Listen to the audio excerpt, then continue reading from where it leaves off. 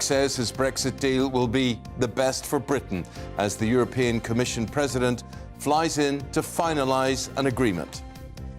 Good morning, it's 6 o'clock on Monday the 27th of February. This is Breakfast on GBNews with Eamonn, Holmes and Isabel Webster. Wherever you're watching, wherever you're listening from, this is what's leading our news this morning. Ursula von der Leyen will fly to London today to meet with the Prime Minister in a bid to seal a deal over the Northern Ireland Protocol. It comes amid warnings that the agreement could trigger Conservative civil war. Crisis talks will be held with supermarket bosses today amid widespread vegetable shortages. Yesterday, the Food Minister said he would seek to get produce back on the shelves and outline how to avoid future scarcity. Energy bills are set to rise by £500 from April, despite an expected drop in the off-gem price cap to be announced this morning. The new cap will come into effect on April the 1st as the government scales back its energy support scheme. And are you preparing for a bare minimum Monday? That's people who swing the lead, basically, on Monday. Lazy people. Well, it's Generation Z, apparently, and it's their latest workplace trend that sees them taking the pressure off by simply doing less. It used to be called skiving in my day. I think you'll have a few things to say about that. We'd love to hear them. Get in touch with us the usual way via Twitter or email gbviews@gbnews.uk, or you can tweet us at GBNews. Let us know where you're watching from.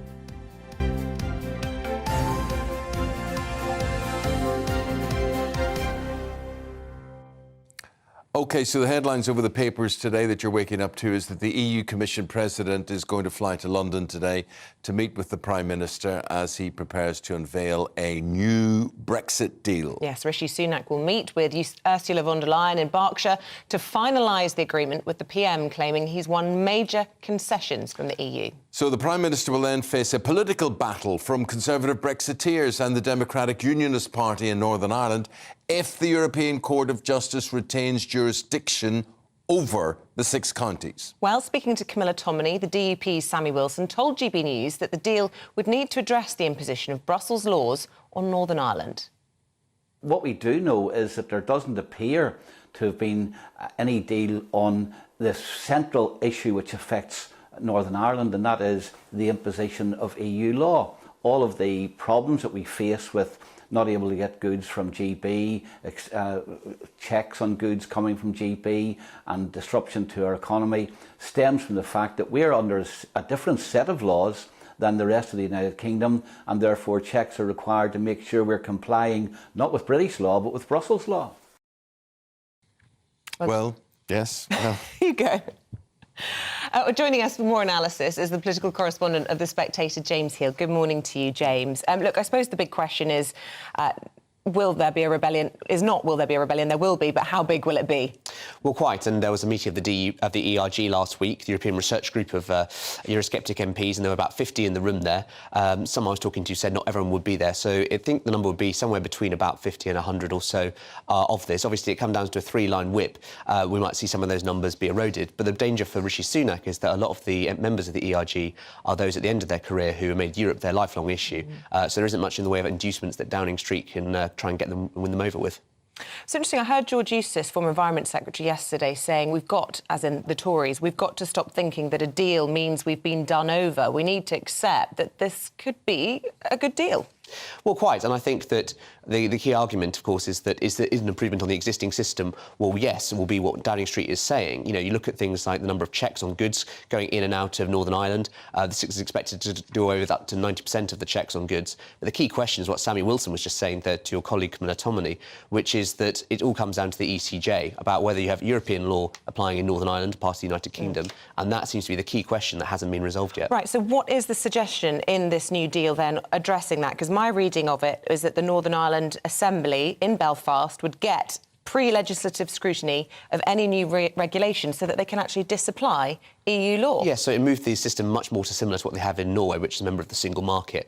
It would have more checks in order to see where, you know, Stormont could actually have votes on these things before they come into law, also more ways of arbitration on these decisions. But the central fact is that the ECJ will still have a role in the legal system of Northern Ireland, and that is what's going to be causing the concern of the DUP and members of the Tory party today. Yeah, but there's also a situation where the DUP may not get the vote in the Northern Ireland executive that they may want, because they're not the major party. Well, quite, and I think that they would be concerned about recent concerns. But of course, the issue of the union for the DUP is existential. So the question is that, are they going to be trying to make life easier for Rishi Sunak or not? And the answer is probably not. And you see some of the reports in the Sunday papers about things like the UVF talking about things like, they're going to be the streets in flames. And I think it shows this is a issue of real concern to the unionist community. And will the DUP kind of bolster their own position or not if they go through with this deal? I think most DUP people are saying probably not.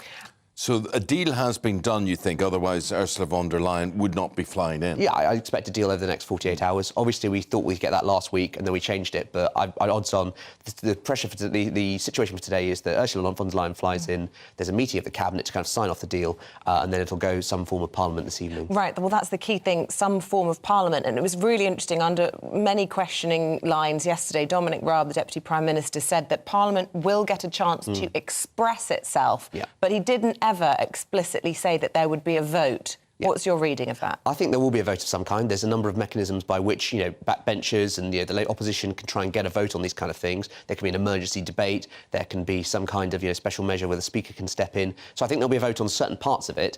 Of course, nothing's timetabled at the moment, but I would expect to see a vote like we saw during the Brexit years. I want to bring in our Northern Ireland reporter, Dougie Beattie, on all of this, because he's there outside Stormont in East Belfast for us this morning. Dougie, it's very, very interesting. I mean, what are the thoughts? What are you hearing? Is this reckoned to be a good deal or bad deal, or what more does the DUP want in practical terms? Well, the fact of the matter is, Eamonn, the DUP up to about lunchtime yesterday, and when I was talking to them, really haven't seen the detail of the deal. And to explain this in the best way would be like you asking me to find you a car, and you would buy the car, and then you would come to me and say, well, what sort of car is it, Dougie? And I would say, well, it's got 4 wheels. Oh, it's got a great engine. You'd say, but what's the details? At some point you would say, I have to buy the car. I need to know the details of the car. And the problem is they haven't known the details. And the more that goes on in Northern Ireland, not even in amongst political parties, people are becoming very unsure of what the deal is. And they're saying, hold on a minute. If it's that good a deal, why aren't they showing us the deal?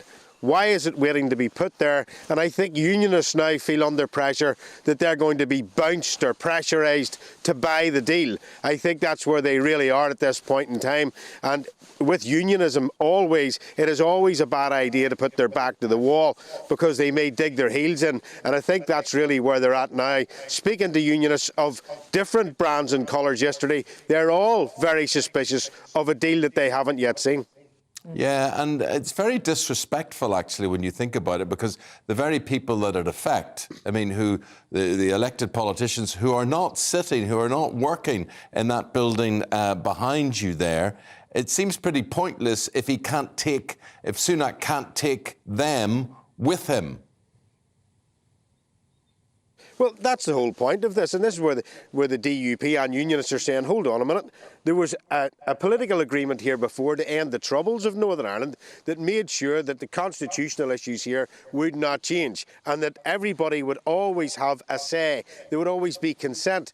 Now unionists are feeling, hold on, we've actually been locked out of even the negotiations of the deal. We haven't got to see the deal that we are being forced to take. So today could be a rocky enough road for Rishi Sunak. I love to bring Ulsterisms into my reporting, and this one would be what we would call a handling.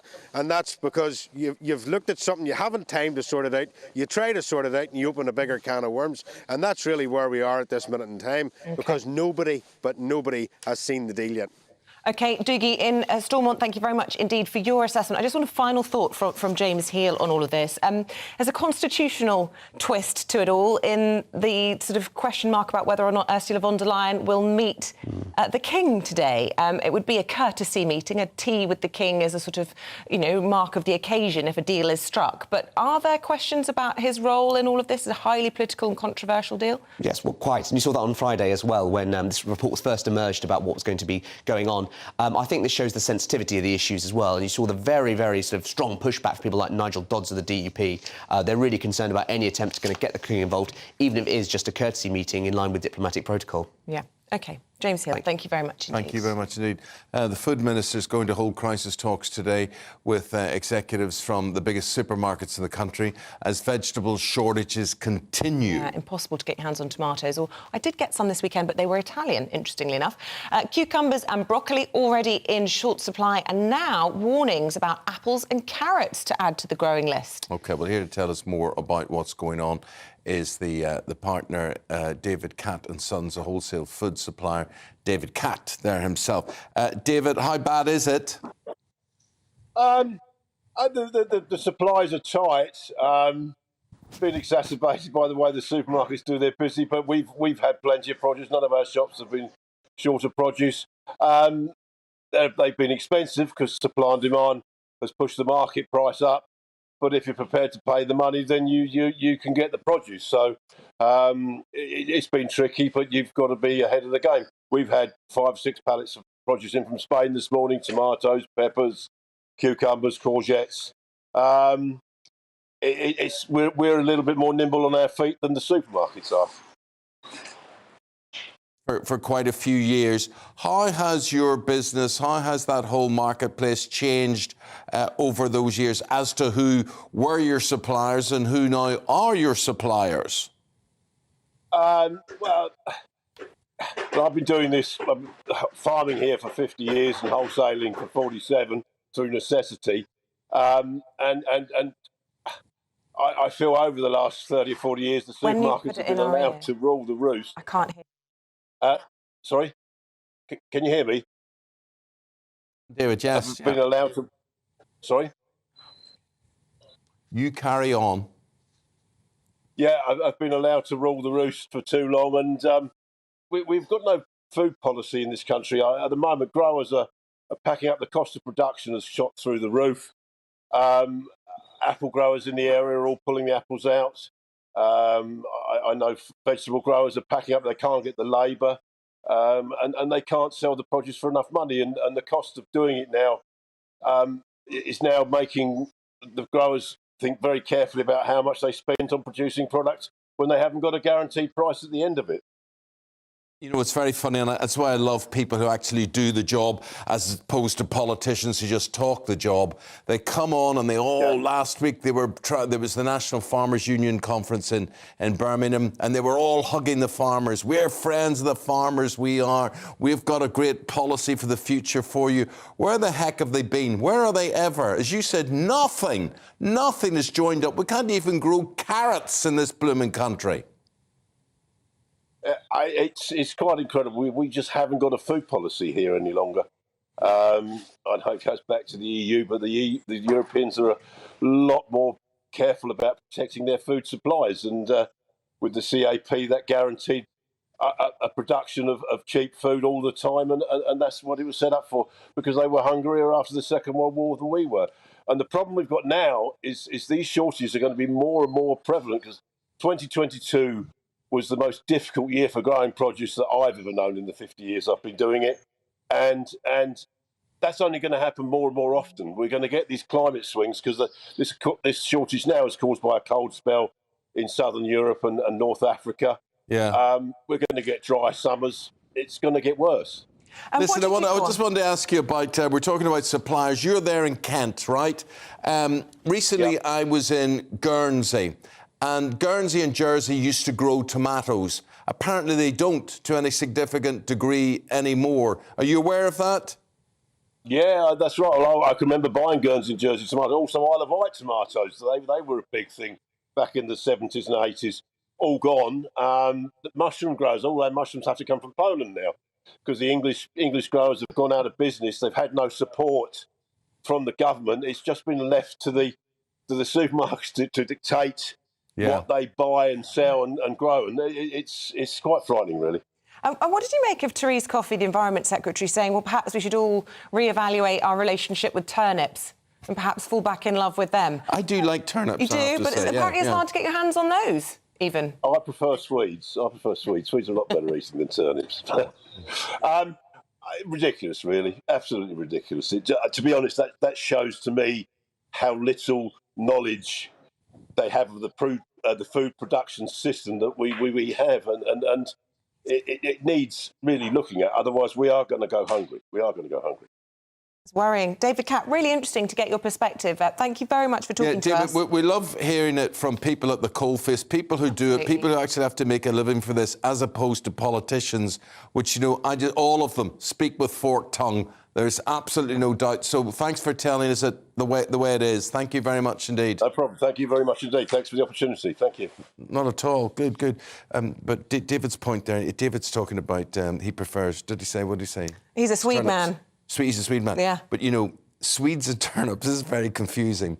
In Scotland and Napes and tatties. Ireland, no, what we call turnips, yeah, you lot in England call Swedes. Oh, really? Yeah, and it's quite reverse. So you call our... A Swede is like orangey and you can mash it in... How big is a Swede? How big? Sort of, well... Show me with your hands. Head shape. Right, that's a turnip. Oh, right. A Swede is only that size. In Ireland and Scotland, it's only that size. A turnip is that size. Just to confuse me even more. It's very confusing. It's very confusing. Very, very confusing. But the thing is, as David Catt was saying there, and he is a wholesale supplier there, supermarkets rule this country. Supermarkets. And it's about getting things that are flavourless and cheap. Everything's cheap, or as cheap as they can make it. The result is the decimation of our farming industry and our garden vegetables, our marketing, stuff like that. And we stand by and we do nothing about it. We are prepared to let it happen. Politicians on farming, on food policy, talk rubbish. Absolute rubbish. And if I was at the National Farmers Union conference last week, I would have just booed them, heckled them. I can imagine. They're only there to wave the flag. Well, look, there's this crisis meeting happening today between the supermarkets and government ministers. So why don't you send in your thoughts? What do you think they should be talking about today? What are the solutions to this problem? And do you think the government have got a grip of it? Well, there is no solution, really, because you, all of you listening, all of you watching, you don't want to pay for your turnips and your apples and your sticks of celery and your tomatoes. You don't want your tomatoes from Guernsey and Jersey. You want them from Spain. All year round. Because they're cheaper all year round. Yeah. Pineapples, bananas, whatever. They are lovely. Stop making me hungry. Look, let us know your thoughts. It's an interesting discussion this morning, and it certainly is. It is shocking walking into the supermarkets at the moment and just being confronted by those empty shelves. And perhaps you live somewhere in the country where you've got full shelves. Some people do. Do they? Well, I think some of the sort of upmarket greengrocers where you can pay a fortune are still managing to get their hands on bits and bobs, but certainly my local. Coming up to 18 minutes past 6, a very good morning to you, Eamonn and Isabel at breakfast. Let's bring you up to date with today's top stories. Households are expected to pay around 20% more, roughly £500 on their energy bills from April. At 9 o'clock this morning, energy regulator Ofgem will announce a price cap drop on the amount suppliers can charge by around £1,000 from April the 1st. However, bills are actually expected to rise despite this, as the government's energy price guarantee only partially protects consumers from paying the full price cap. A ban on transgender women in female prisons in England and Wales is being extended to include those who have committed violent offences. The Justice Secretary is describing the rules as a common-sense framework that will improve the safety of prisoners. Everything, Everywhere, All at Once took the Screen Actors Guild Awards by storm last night with several big wins. Michelle Yeoh and Jamie Lee Curtis received recognition for their individual performances in the film, as well as the award for Best Cast in a Motion Picture. And Martin McDonagh's dark Irish comedy The Banshees of Inisherin left empty-handed.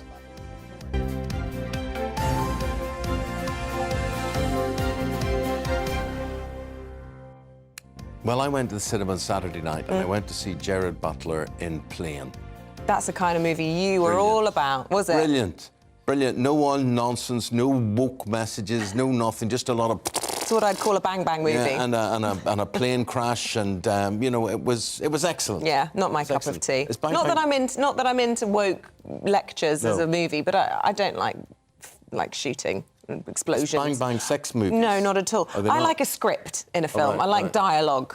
Do you? Yeah, I don't just like shooting, killing, blood and gore. That's what I like. Male-female. Something like that going on. Yeah. Good. Anyway, here we are, Monday. What is Generation Z, incidentally, before we go on? dare I say, a bunch of slackers? No.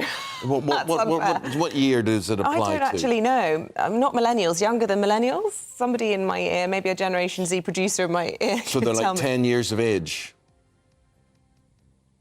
Those born after 1996, I'm being reliably informed. It's called Generation Z for some reason. And they're being told to take it easy on Mondays. So they're slackers. Workplace trend for bare minimum Mondays. We'll be talking about it after this short break.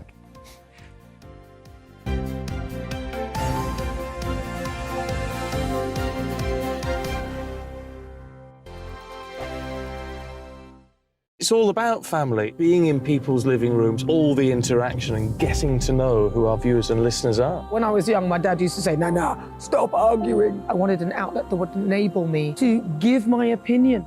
People are going through a really hard time right now, and I know that you don't feel like you're being listened to by the establishment. I came to GB News because it's the People's Channel, and I want the audience to have their say on the events of the day. We're dynamic. We do something different. Democracy shows that the wisdom of the nation is in its people.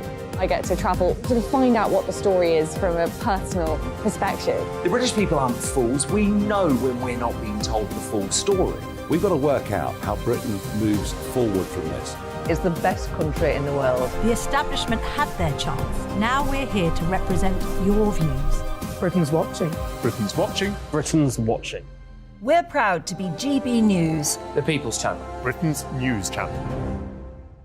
Hi, Andrew Pierce here. Join me every Friday lunchtime for a proper no-nonsense debrief of the week's events. With special guests in the studio and the GB News team on the ground, I'll be getting you up to date with news, some intelligent discussion and my own sharp take. The weekend starts here with me every Friday lunchtime on GB News, the People's Channel, Britain's news channel. I'm Andrew Doyle. Join me at 7 o'clock every Sunday night for Free Speech Nation, the show where I tackle the week's biggest stories in politics and current affairs with the help of my two comedian panellists and a variety of special guests. Free Speech Nation, Sunday nights from 7 on GB News, the People's Channel, Britain's news channel. Join me, Patrick Christie's, Monday to Friday, 3 till 6. We tackle the day's news agenda like you've never seen before. It's high tempo, high octane, the most controversial topics, and the best guests. You will not be able to take your eyes and ears off it. I'm not afraid to ask the questions that you really want answered. 3 till 6 p.m, Monday to Friday on GB News, the People's Channel, Britain's news channel.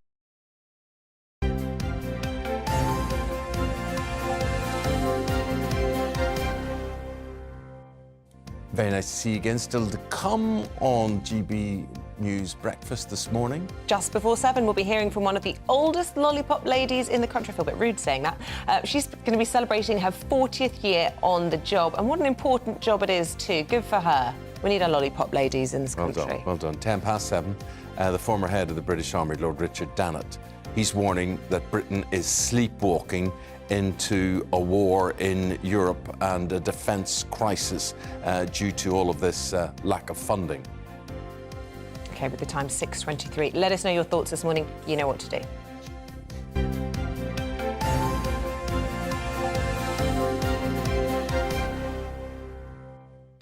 Look, so here we are on a Monday morning, and you will be heading out to work today. And a lady I met at the football match tomorrow, which looks after sales at BMW, just coincidentally, and so said she'd be watching us before she headed out. It's a new viewer and listener. Oh, welcome aboard. Before she heads out to work today. So her name was Ro. So Ro, good morning to you. But she wasn't dreading waking up. She was looking forward to her work on a Monday morning, but she may be a rarity. Yeah, I mean, look, it's a common thing, isn't it? The sort of Monday morning blues. But apparently a growing number of young people say they take the stress out of the first day of the week by doing a bare minimum Monday. They slack. They just take... I mean, I don't know if they'd say slack. They just like to ease themselves into the week. Okay. Apparently it helps employees worry less. Well, some experts say that, yeah, this helps you in the workplace. Let's go to Ruth Tongue. Ruth's a very interesting person. Ruth is director of Elevate. Now, what is Elevate, Ruth? So we are an employee wellbeing organisation. So we help companies to support their employees in their mental health, their physical wellbeing, their financial, their social wellbeing, all of the elements that make up an individual's wellbeing. We help organisations to support their employees. Lovely. So does that mean you would be in favour of a bit of slacking on a Monday? Absolutely. In a certain instance. So for some people, that's going to be brilliant. So if you are someone who struggles with anxiety, feelings of overwhelm, particularly if you've had a really hectic weekend, you haven't really had much downtime. You know, we've all experienced the Sunday scaries before.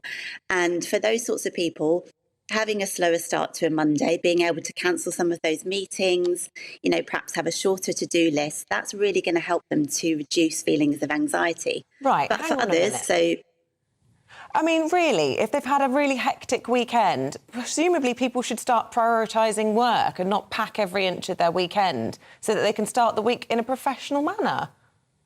yeah, I agree. So we do need to look at what we're doing over our weekends to ensure that we do have that rest and relaxation, so we're not getting to Sunday night feeling massively overwhelmed. So having some time out, having some time to rest and recover. But unfortunately, for lots of people, you know, if they've only got a Tuesday weekend, that's the chance to catch up with their friends, to get their admin done, to get all of their life chores and admin completed. So perhaps it's another argument for that 4-day week that we're hearing more about now. More and more. Okay, that's quite interesting. But I put this to you, Ruth. If you know, you get ready and you take it a bit easy on a Monday, does Monday then not become the dread day that you're then dreading Tuesday? Potentially, yes. I mean, I think what we're saying here is that, you know, for some people, potentially those people who are more introverted, having to jump into a big team call first thing on the Monday morning is going to add to that stress. So we're not saying don't do anything on a Monday, stay in your pajamas. It's more about having that autonomy. And we know that organisations, really successful organisations, are the ones who give their employees more autonomy, so more control over their working practices, where they're working, when they're working, and being able to do that, we know results in people who have better mental well-being, they're more productive, and essentially they're happier. And surely as employers, that's what we're wanting. You see, you use the E word there, employers. Who would be an employer nowadays? Oh, like we'll do 4 days a week for you, and we don't want to do Mondays. We don't want to work too hard on Monday. I mean, we're all like this at school, Ruth. We all used to hate Sunday nights because Monday was a school day, and we dreaded that. I mean, but we all got through it, did we not? Toughen up. Yes, it's true, but I think now that, you know, there's a lot more choice, we're seeing there's a real issue with attracting and retaining staff. So we do need to look at what employees are asking for. And, you know, we're trying to create cultures where people feel excited about work, they feel supported, they feel listened to.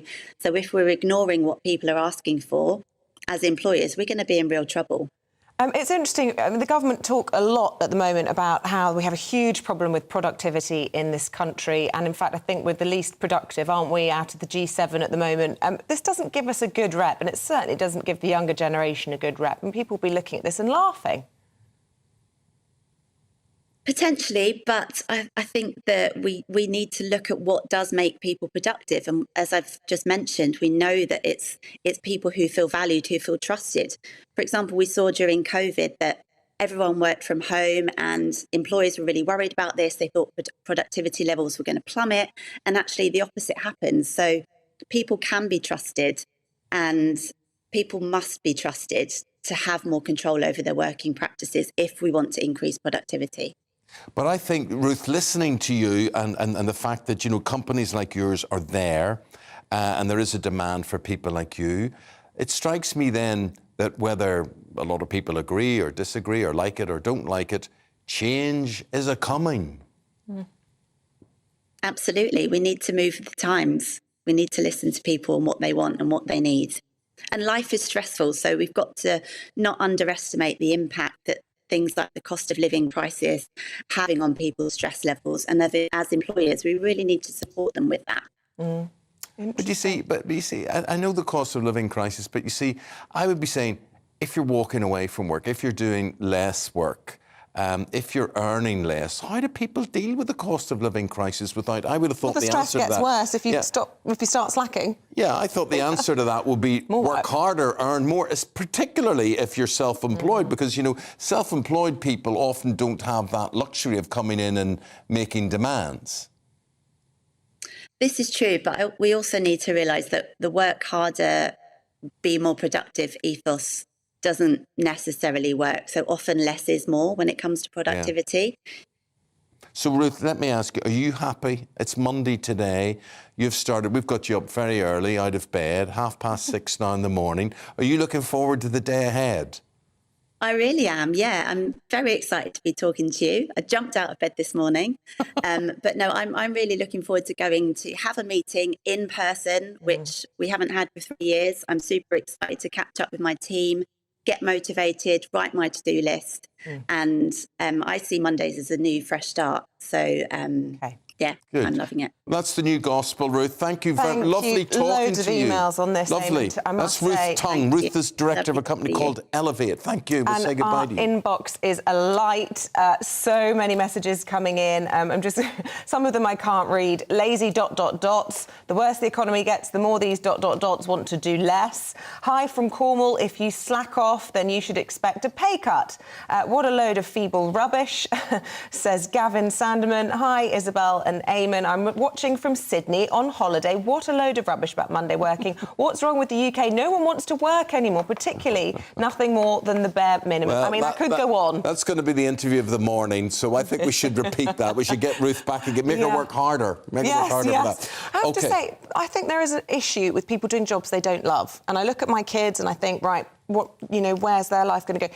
I enjoy my job, and I'm very privileged to be able to say that. So I don't get that dread. I look forward to getting stuck in. But you do get a bit anxious because of family. I do have major anxiety, but that's another matter. Family, other things you've got to fit in. You've got to be a working mum during the week. You've got to be a mum at the weekend. My stress and my anxiety is through the roof, but it doesn't mean I slack on a Monday. No. But what were you doing? What way did you feel last night looking towards today?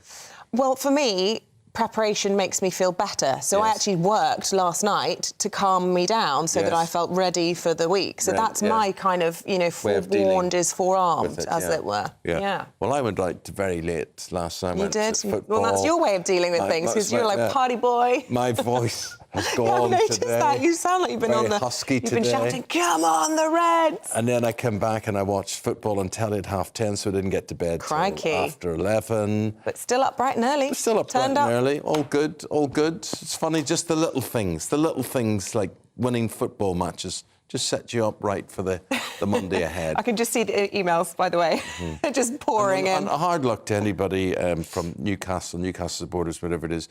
He's put on a great show. He's a very worthy competition. We didn't take that win for granted yesterday. It meant a lot to us. I know it would have meant a lot to you as well, but those are the breaks. Those are the breaks.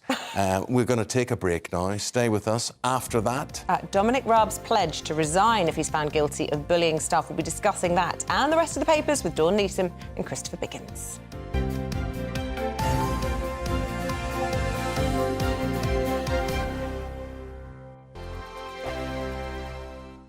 I joined GB News because I was sick and tired of not hearing my views being represented, not just mine, but so many people that I knew and spoke to. I just couldn't get my voice out there. I couldn't say anything. I couldn't do anything. Whatever the narrative was, I kind of had to follow it. GB News is there to provide a voice for those who have been ignored by the establishment media. We think different things. We've got a different style. GB News is here to be optimistic and positive about the future. It's real kind of dynamic and flowing, with the audience very much at the heart of it, like a big family.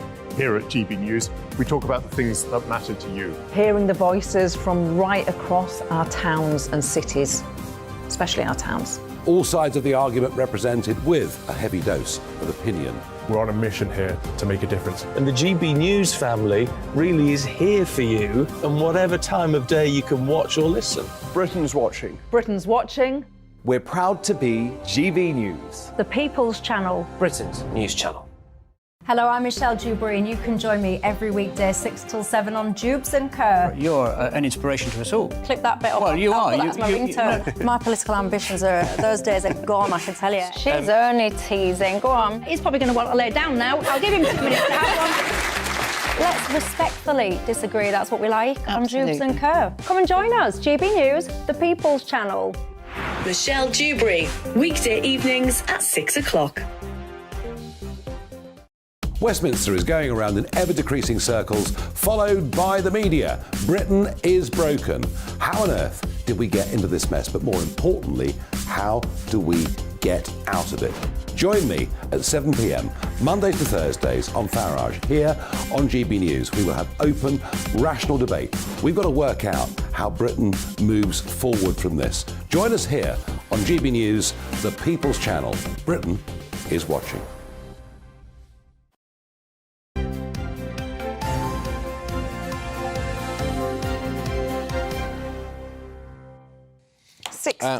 Yes, let's have a look at the front pages of the papers today. Telegraph, first of all, a new Brexit deal between Europe and the UK on Northern Ireland is imminent. Here's the Express. It says Rishi Sunak's new Brexit deal is the best for Britain. Well, he says that. The Mirror reports that a 20% rise in energy bills in April will tip nearly 2 million more people into crisis. Here's the Sun. It's reporting that the family of murdered Joanna Simpson will meet the Justice Secretary amid fears over her killer's parole bid. And the Star says dogs resembling TV legend, the collie Lassie, are no longer in favour. Pet owners there's only been 500 of them bred last year. Do you know what? I just see sausage dogs everywhere I look. It's like they're only... It's just sausage dogs everywhere. They're the in thing. And I think... Hello, Biggins. A sausage dog is heckling from the sidelines. I do love a sausage dog. Yeah, they're lovely, aren't they? I would like one, but I also like a lassie dog. I do worry about the strain on their backs. Do you know, my kid said to me, how do they sit down? And I was like, oh, good point. It's a very good point. That is a very good point. How does a sausage dog sit down? They don't. They have to lie down. They can't sit down because their back legs are... I was really sorry for them. They must really sort of like get frustrated when they see dogs with really long legs and think, why am I got these little legs? How does a brown cow give white milk when it only eats green grass? Oh, my word. That's the burning question. What is your suggestion? Right, you may have gathered. That's a pantomime song. Because the news is so boring today, I don't want to talk about it. I want to talk to Biggins about how he's prepared for Monday, what he's done over the weekend, and he's gone out for dinner. Let's have a look here and see. He's gone out for dinner in London, and who did you go with, Biggins? Well, it was my friend Joan Collins, who's just come back from LA, and so it was to welcome her back to London with her gorgeous husband Percy. There's Neil, my partner, on the right-hand side, and next to him is Hazel, who is married to Bill, who is Joan's brother. Oh, and then Judy Kramer is on the right at the back there, the producer of Mamma Mia. Oh, wow. And then opposite, the man with the beard, is the lovely Stuart Machin, who is the new MD of Marks & Spencer's. Well, good luck to him. Well done to him. And sorry, did you mislay my phone number? Or Yeah, I was just going to say, I'm actually just out of shot taking the picture of it. Biggins, I saw this picture in the newspapers, though, and this was just after an incident when Joan actually nearly got knocked over by a bicycle. This is typical of Sadiq Khan. I mean, you know, every street now is blocked off. You can't get down streets. You can't do anything. So Maiden Lane is the home of Rules, which is the oldest restaurant in London. Fabulous restaurant, really good. And you can't get dropped outside, so you have to get dropped at the end of the road and walk quite a considerable amount of walking to get to the front.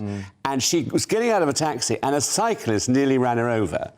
I mean, and it was, it was. If you're frail and you're getting out of a car, it's terrible. Well, it is. I mean, yesterday I did negotiate a couple of things over the weekend, but as you know, I will either be on a crutch or I went to Wembley yesterday, and I had a wheelchair in the back of the car, and I thought, will I get into this or not? It's a long way to walk. I could not have walked the distance, the closest you can get to Wembley. I could not have got off and got to the front door on crutches alone. Not at this stage. So all this, everybody pedestrianise this and pedestrianise that, you know. He's done a terrible job, and I don't understand it, because what's happening is that restaurants and businesses are failing. Yes. Because of the result of this terrible scheme. But I also, on the way to Wembley yesterday, they talk about the air quality. People are breathing in this car pollution. But the CM Council grants licences to build apartment after apartment after apartment on roundabouts on the A40, and it's everywhere. Absolutely scandalous. So, I know. So if there's cars spewing out fumes, they think, oh, let's get you to open your window and breathe them in. Let's build another 150 flats. I know. Incredible. Anyway, Dawn, what have you got to start us? Let's go in and talk about what everybody's going to be talking about and nobody understands. No, it's so complicated. But yeah, my weekend was spent talking about this, and I still haven't got a clue what I'm talking about. The Northern Ireland Protocol. Ursula von der Leyen, the head of the European Union, is flying in today to have talks with Rishi Sunak to finally sort this problem out, evidently. And it's all obviously to do with the border between the UK and Europe, whether it's in the Irish Sea, whether it's on the land in Ireland. And no one's going to be happy because, as far as I can see, there doesn't appear to be a solution that's going to keep everybody happy. No one's actually seen the full deal yet. No one's actually seen the text, the legalese that explains this, hopefully better than I am. And it's meant to be about 100 pages of legal stuff. Now, I'm so glad I'm not a lawyer because can you imagine ploughing through that? It's going to be the driest thing in Dryville. I just would lose the will to live. All we can hope is that something happens and it gets sorted to the sort of liking of most people. Because at the moment, the people in Northern Ireland, as you know, Eamonn, they haven't got a government. Nothing's happening. Yeah. Well, I always get the people who suddenly become experts in Northern Ireland who know absolutely nothing about never been there, and they all become experts and they're going to vote for or against how we actually live. So that's the big story today. Christopher, we go to The Guardian, front page of The Guardian. They're talking about universal credit.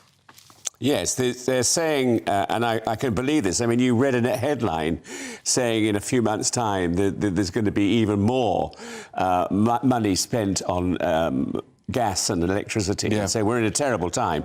And what they're saying is that the leading poverty charities have called for a change in the law to fix the UK's falling welfare system after research revealed basic benefits fall well below the income of households, at not at least £140 a month below the real cost of food, energy and everyday basics. I mean, this is a story now which is going to go on and on and on, I think, for the next couple of years. Well, I don't know how people make up that deficit. I mean, if you are on benefits and you're falling short 140 quid a month, I really don't know what the alternative is. Well, there is no alternative. Well, food banks, isn't it, and charity donations. Yeah, and a terrible way for people to be. Absolutely, and so mouth. It's a terrible thought that this is going to carry on. And I don't know how we can do this.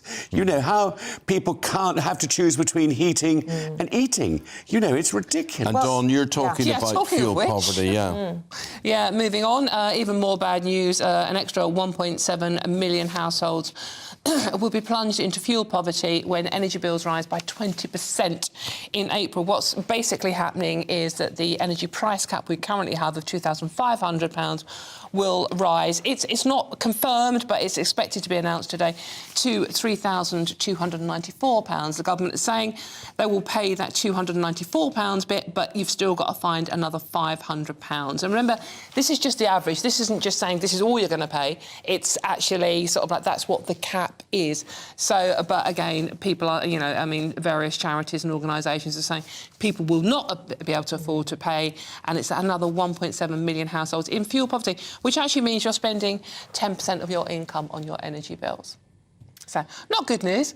Wow. We have a happy story? Was that good news for Dominic Raab, Christopher? Yesterday he came out all guns blazing, said that, well, he maintains his innocence, didn't want to prejudice the investigation into him, but he said if he is found to be a bully, he would resign. Haven't we heard this before? This has been going, I think, on for years, hasn't it? He says this every sort of 3 months or something, or every month. Well, in fairness, nothing has been proven against him. No, but why does it then keep coming up? That's the interesting thing. Who is pushing this forward? It's obviously not him, because he just doesn't. This is an embarrassment to him. But I think he just says no to everything. I mean, he is not a bully. But anyway, if all these people come forward and say, yes, he is a bully, then he will go. He could be just an assertive boss. It's a fine line, isn't it? Yes. Very fine line. OK, well, we await the outcome of that investigation, but it's interesting. There's lots of rumblings about whether or not, you know, Whitehall and ministers can actually get on. If there's a problem with that relationship. We already saw Gavin Williamson leave over bullying, didn't we? And there's been rumours around Priti Patel in the past, and it does certainly seem as though, certainly, there's some strong feelings. We're moving on to a story, Dawn, front page of The Sun, and I only became aware of this at the weekend. But this story of a lady called Joanna Simpson, and her mother continues to fight for justice for her. Please, could you highlight and tell us what happened to Joanna? And what I don't understand is the man who bludgeoned her over the head with a hammer, her husband, and dug a grave for her, is now being released after serving just half the sentence. It wasn't regarded as murder, it was regarded as manslaughter. Yeah. It's an absolutely horrific story, and Joanna Simpson was battered to death by, as you said, by her estranged husband, an ex-BA pilot, Robert Brown, in 2010. Their 2 young children were in the house at the time, and not going into the gory detail, but heard everything that happened. So Joanna's mum is actually going to have a meeting, Dinah Parks is the mum's name, with Dominic Raab, who we've just been talking about, to say that the killer's parole bid cannot be allowed to happen. He was sentenced to 26 years for manslaughter and for obstructing the coroner. He buried her body in Windsor Great Park. I mean, can you imagine? In any case, he's served 13 years this sentence, and he has applied for parole to be released in November. Hasn't been 100% decided yet, but as I said, Joanna's mum is in fear of how he will behave when he is out. Obviously, he'll be sort of like monitored, supposedly, for her and 2 children who are still obviously traumatised by what happened to their mum. It's a horrific story, and again, it raises questions about sentencing in this country, and in particular the role of the parole board and how they make decisions and whether they make the right. It's a disgrace. Dominic Raab yesterday was saying that he had wanted to bring in longer. He didn't want to talk about the specific case, but he'd wanted to bring in longer sentences. But it was voted down by Labour, and he was very much blaming it on those. And he talked about his reforms that he's bringing into the parole board. You're right. It's an absolute disgrace. This can never be right in any sane world. You know, and I feel for the poor mother of this woman, you know, who knows that he's going to be out and could do it again. Yeah, frightening. You know, there's no reason to say he won't or that he will, but I mean, it's frightening. I just don't know how he was accused, how he copped manslaughter and not murder. Eamonn, I was confused by that as well. It doesn't go into the detail of how it was manslaughter. I mean... But he hit his wife 14 times over the head with a hammer, then put her body in a car before burying her in a pre-dug grave in Windsor Great Park. That's premeditated. It sounds right murder, doesn't it, to me, but...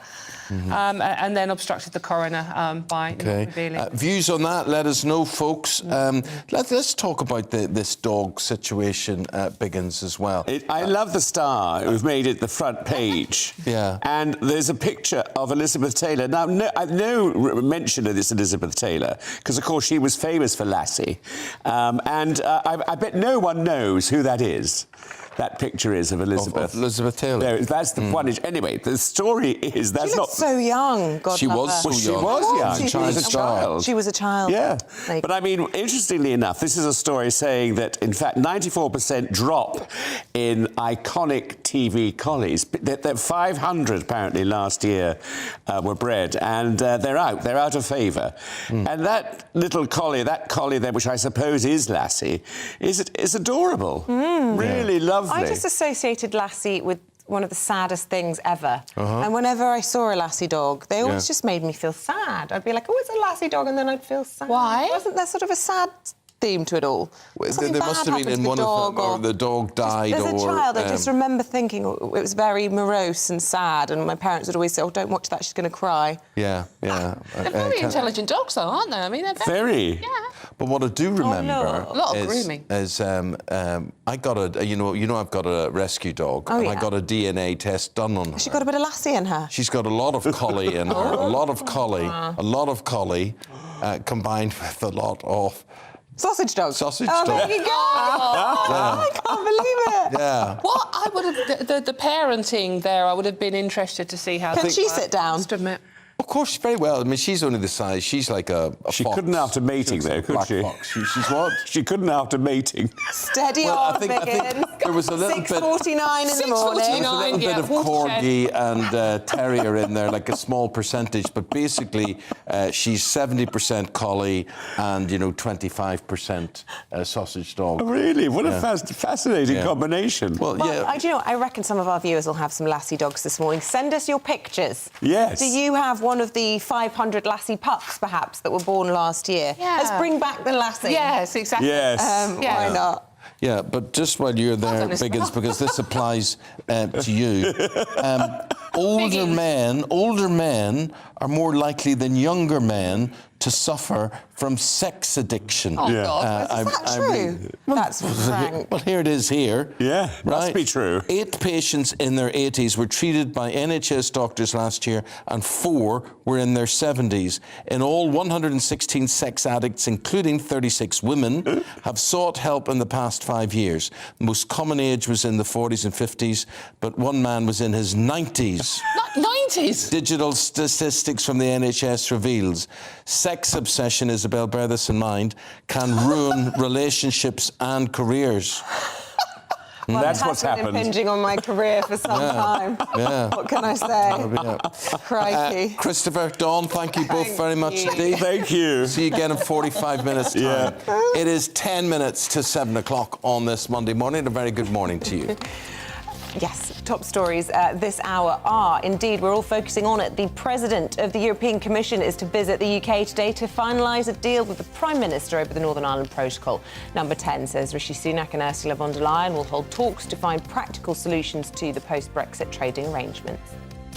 The Labour leader will say today that people in Britain could be poorer than those in Eastern Europe without his growth plan that he's calling the only show in town. Sir Keir Starmer will use his speech to set out how his economic vision that he says will lead Britain out of the Conservative low-wage, high-tax doom loop. Tommy Fury, the younger brother of world boxing champion Tyson Fury, has won his much-anticipated fight against American YouTuber Jake Paul last night. Fury won the 8-round bout on a split decision in Saudi Arabia. Several high-profile sports stars were there to watch, including Mike Tyson and Cristiano Ronaldo.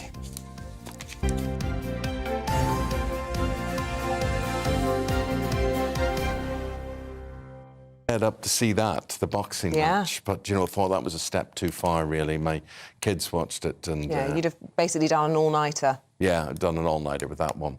Now, the school run. As you're preparing for the school run today, we are highlighting lollipop people, right? Lollipop people and how important they are. Pupils in North East Lincolnshire will be greeted by a legendary one. Yes, a lollipop lady who is celebrating 40 years of service. So, since 1983, Josie Hydes has helped thousands of children cross the road safely, and she has no plans to retire just yet. Good on you, Josie. Anna Riley with the story.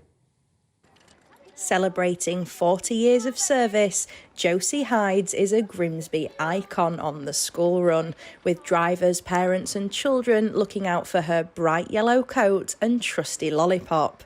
And after 4 decades of helping children to cross the road, Josie's been commended for her service. It's nice to get a bit of recognition, but I'm sure there's other people in other jobs that do just as good.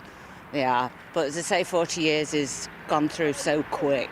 I just enjoy seeing the kids across and the banter I have with them, and the parents, of course. And now it's been kids I've seen across, now it's their kids. A bit scary, really. But yeah, I do enjoy my job, yeah. I'll keep going as long as I can, if the weather's nice. Firm but fair in her approach, Josie stresses the importance of road safety to children in her role. It's a good thing. I mean, they used to do a lot of road safety at school, but now with cutbacks and everything else. And I feel as though I'm trying to learn them a bit. But I've got most of them trained now. They're very well trained. One look from me and I think they're sorted. Josie's work hasn't gone unnoticed by the council, who've expressed their gratitude for her service. What we're trying to do, obviously, is protect the children. I think that's our priority of North East Links Council, that we do look after our children and to make sure that they get to school safe and they get home safe. So this is a great achievement by Josie to make sure that she's doing her little bit towards enable us to do that. And parents on the school run couldn't be more grateful for what Josie does. Oh, she's gorgeous. She's one of the friendliest ladies I've ever met, yeah. And she's here every day, and she really does do a good job. She's in all kind of weathers, obviously, and the children love her. And she gets on well with quite a few of them. She knows quite a few of them, and the way they cross the road with her, exceptional. It's very great, yeah, and kids love see very, very much. Every morning waiting, where is lollipop lady? Her sign may say stop, but as a long-standing lollipop lady, Josie certainly won't be doing that anytime soon. Anna Riley, GB News, Grimsby. Josie. My mum was a Josie as well. But she'd have been the sort that would have hit you over the head with a lollipop rather than she would Hurry up. Get across that road. Essential, great to have them, great secure. Love a lollipop. It makes you feel very secure, doesn't it, with your kids? Yeah, and it's kind of old-fashioned. Can I say that? It just feels sort of wholesome and lovely. And right. And just right, yeah. So well done, Josie. We love that story. The right thing to do. Well, with that, folks, we will go to the commercial break. We'll have the weather. We'll have more on that deal between Europe and UK, re the Northern Ireland Protocol. The top woman in Europe, she's flying into London today for last-minute talks. Yes, and take a look at the forecast. We've got some cold weather for the next little while. Hello there, I'm Craig Snell and here is your latest forecast from the Met Office. Well, for this week ahead, it's certainly remaining settled across the country. Largely dry, but it's certainly going to be feeling pretty chilly out there, especially in the east and the south. So high pressure firmly in charge as we start Monday, and really as we go throughout this week, that high pressure doesn't go very far away. It does bring in that keen wind off the North Sea, especially for East Anglia and the southeastern parts of England. Overall, a lot of England, Wales and Northern Ireland actually having a rather mixed day with cloud and sunny spells. That cloud may well also be thick enough at times to produce the odd spit and spot of rain. But up across a good chunk of Scotland here, wall-to-wall sunshine for a lot of Monday. Plenty of blue sky here, and that will allow temperatures to reach 7 or 8 degrees. But feeling a little bit chilly under the cloud, and especially if you're exposed to that northeasterly wind. Into Monday evening, may well just see a brief clearer slot of weather coming in across southeastern England as we go through the course of the night, but probably the most lengthiest clear skies remaining up across parts of Scotland. So here we will see a widespread frost. Elsewhere, the frost will be very limited to the odd spot as we go through the course of the night, with most towns and cities actually staying above freezing as we start Tuesday morning. And Tuesday, a very similar day for a lot of the country. Best of the sunshine up across Scotland once again. Just keeping a very close eye on this band of showers as it may well move into southern parts of England as we go through the course of the day. Could be a little bit wintry, especially over the Downs and across the Salisbury Plain, but certainly not really expecting much to amount on the surface. And temperatures are very, very similar to Monday, highs reaching between 6 to 9 degrees. And as we move into Wednesday to Friday, very, very little change. Plenty of dry weather to head, often cloudy and certainly feeling chilly in that northeasterly wind. That's all from me for now. I'm Jacob Rees-Mogg, the Member of Parliament for North East Somerset and a former government minister. For years, I've walked the corridors of power in both Westminster and the City of London. I campaigned in the largest democratic vote in our island's story. I know this country has so much to be proud of. We need to have the arguments, the discussions on how we make it better. The wisdom of the nation is in its people. Vox Populi, Vox Dei. That's why I'm joining the People's Channel. Join me Monday to Thursday at 8 p.m. on GB News, Britain's news channel.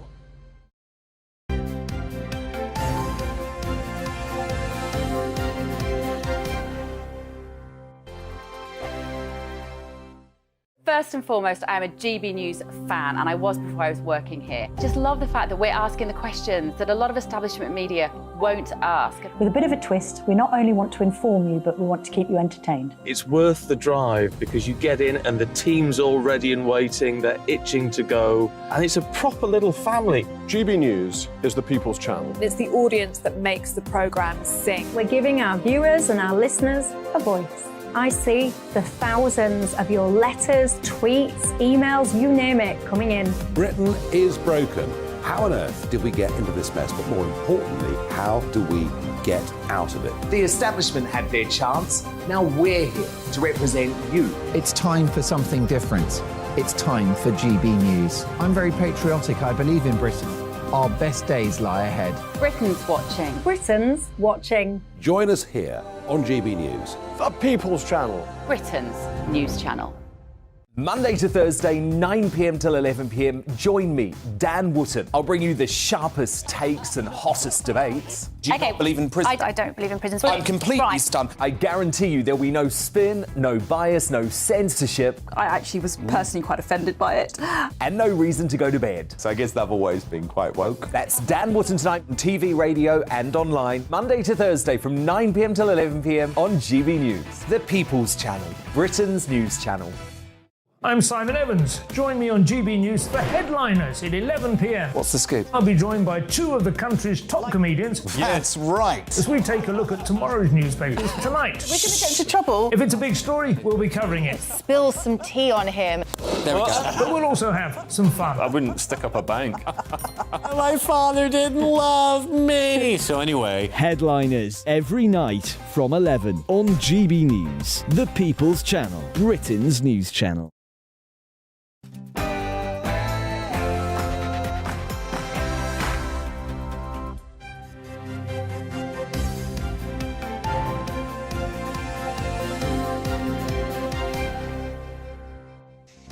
The Prime Minister says his Brexit deal will be the best for Britain as the European Commission President flies in to finalise a deal.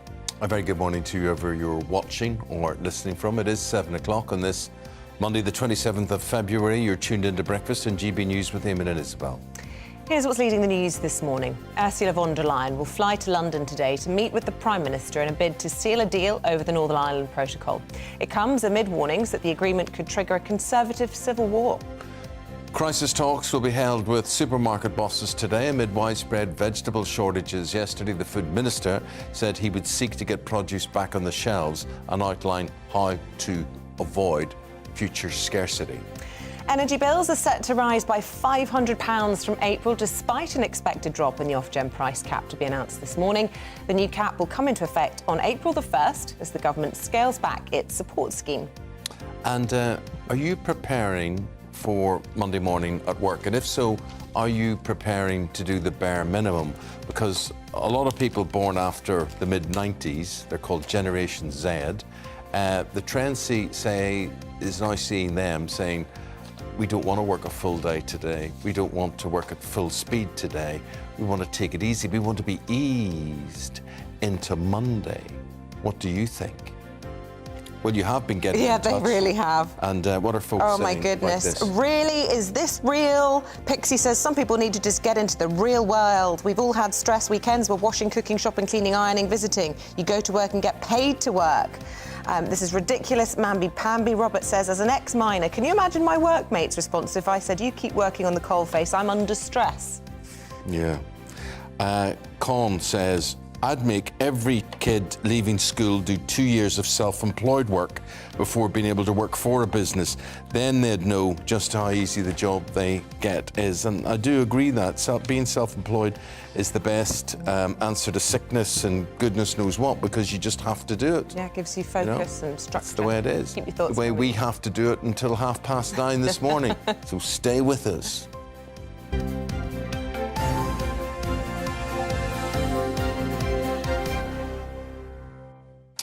So here's our top story this morning. The boss woman of the European Union is flying into London today. Why is she doing that? Well, she's here to meet the Prime Minister as he is preparing to unveil a Brexit deal involving the protocol in Northern Ireland. Yeah, Rishi Sunak has had an unenviable task trying to negotiate this, and he'll be meeting with the EU Commission President Ursula von der Leyen in Berkshire to finalise that agreement, with the PM claiming that he's won major concessions. Why is it in Berkshire? Perhaps. I don't know. What's in Berkshire? Why are they meeting in Berkshire? Is the king in Berkshire? Yes. Like where it says, is Windsor? Oh, right. So why don't we just say it's in Windsor? We're not supposed to mention. Well, it's going to be in Windsor. Anyway, the Prime Minister will then face a political battle from a lot of Brexiteers in his own party and the DUP if the European Court of Justice retains any jurisdiction at all over Northern Ireland, because the argument is that's not getting Brexit done. Well, speaking to our excellent Camilla Tominey yesterday, the DUP's Sammy Wilson told GB News that the deal would need to address the imposition of Brussels law on Northern Ireland. What we do know is that there doesn't appear to have been any deal on the central issue which affects Northern Ireland, and that is the imposition of EU law all of the problems that we face with not able to get goods from GB, checks on goods coming from GB, and disruption to our economy stems from the fact that we're under a different set of laws than the rest of the United Kingdom, and therefore checks are required to make sure we're complying not with British law but with Brussels law. Well, joining us for more analysis is the Spectator's political correspondent, James Heal. And I said in the link there, we can't underestimate or minimise the absolutely gargantuan task the PM has had in trying to negotiate this. If he pulls it off, he'll have achieved what no other Prime Minister has managed to achieve. Should he get some credit for that? I think there'll be a number of fair-minded Tories within the party who will be saying that today. I think that it's been a very difficult situation here. I think that the Northern Ireland issue was probably underplayed during the referendum itself, and yet has been such a huge part of the last 7 years of political debate. And there'll be a number of Tories thinking, well, this is our last chance to really solve this before next year's election, where all signs point to Labour getting into power. So perhaps it's a legacy move from Rishi Sunak. The question is, how big is the backlash going to be? Does he kind of just take the view that his party is going to be in infighting and civil war come what may, whatever happens? Well, it's interesting. I mean, people like George Osborne, party grandees, have been saying, look, you need to take on a certain wing of the party. You need to do this for two reasons, they would argue, one of which, of course, is sort of a legacy issue, but also they want to work with Europe on things like the migration crisis, small boats, etc. So if you want to solve all these issues, which are going to be deciding votes, you need to get rid of this constitutional issue and put it to bed. James, what I want to try and understand is there a deal? Would there be a deal? And if so, what would it look like that the DUP would be OK with? Because this is a red line from the EU, the idea of the ECJ. This comes as close to the Norway agreement, doesn't it? This idea that actually the Northern Irish courts and the Assembly would have a jurisdiction over any legislation coming from Brussels, which would enable them to disapply rules. Yes, quite. I think that it's interesting. I mean, there's been a range of views within the DUP, and Geoffrey Donaldson, I think, has been the leader of the DUP, has been quite welcoming about the movement on checks, reducing the number of checks on that. But it does come down to the European Court of Justice, and that does seem to be the kind of key sticking point. They've had these 7 tests that they want to apply. One of their key red lines is ending European jurisdiction over. But is that actually possible? I mean, is that asking for it's a red line for the EU as well. And so I think the argument we're making today, we've seen it in the Express today, and we're going to see him making later, is look, we have this existing deal. It's not perfect, but it's better than what we've got. Surely we should take it now. And it is interesting to see the right-wing press. I was just reading an editorial in the Daily Mail, as you say, the front line of the Express also saying this is as good as it gets. So is that an indication, do you think, of the kind of mood of the right of the country? Yes, I mean, we saw some of this again with the third reading of Theresa May's bill, the third meaningful vote, yes, back in 2019 on that. And there was a huge amount of pressure, and yet the ERG sort of held firm and they got this new deal with Boris Johnson. But I think the mood has changed slightly, and the other key factor is Labour. Of course, back then there was Jeremy Corbyn. Everyone said, look, you've got to vote Conservative, you've got to keep the party together, keep Corbyn out of power. This time Labour are saying they're going to back the deal. They're actually praising Rishi Sunak, and they want to get this done because they know otherwise they'll be the one who have to inherit it. And you think this will go before Parliament for a vote? Yep. What would be your guess? If I was to put you on the spot, how many rebels, if you were to assume, 10 DUP rebels added to the ERG hardliners, what are we thinking? It also depends, as well as the numbers, it also depends on who comes out. You know, is it just going to be the ERG? Is it going to be people like Boris Johnson getting involved in this, trying to make sort of political mischief? What do you think? I think that there will be some kind of intervention, Yes. but whether it comes down to a 3-line whip, I think a lot of people are watching each other, seeing how they react. Yeah. What I would say is I wouldn't expect necessarily a reaction today. I think the DUP are very clear to make it keen. They're not going to be bounced into anything, and they want a couple of days to read everything and look at every line of the text. It's interesting you mentioned Boris Johnson. I just want to read a quote I picked up in the Sunday papers yesterday in the Times. They said that Boris Johnson's contemplating another scene-stealing act to torpedo Rishi's deal. Who do you think he could come out and vote against? I think that would be in perhaps the character and nature of Boris Johnson. There we go. Well, that shows you what Johnson is like. I mean, he's prioritising Brexit, which is fair enough. That's what he's entitled to do, and a lot of you are, over the Good Friday Agreement or peace in Northern Ireland.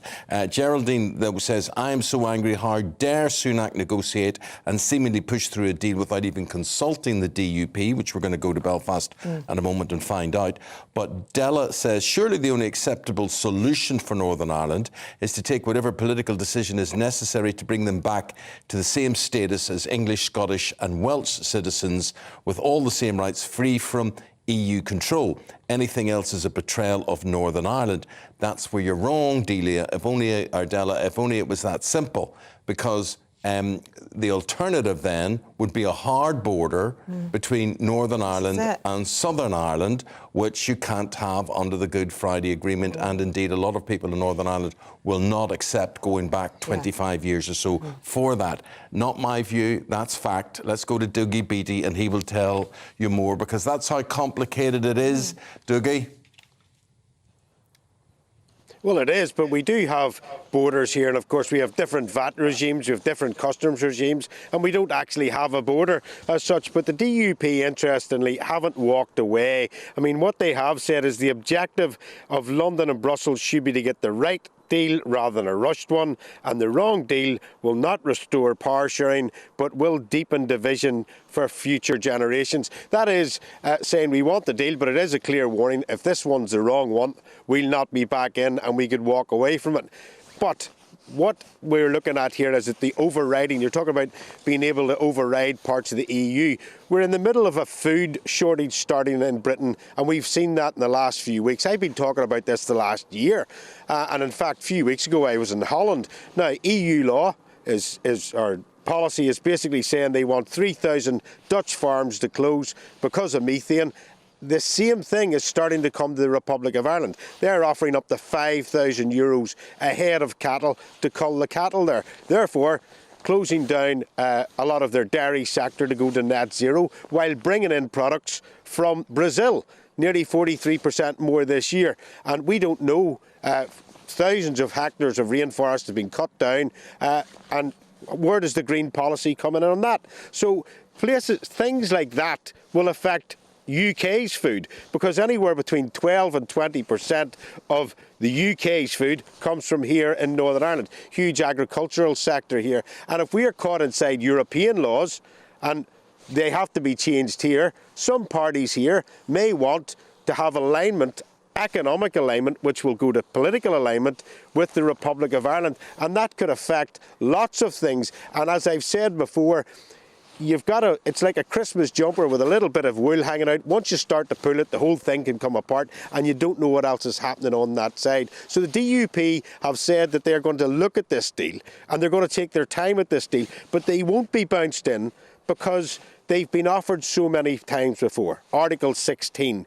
Then there was Lord Frost's stuff. He left.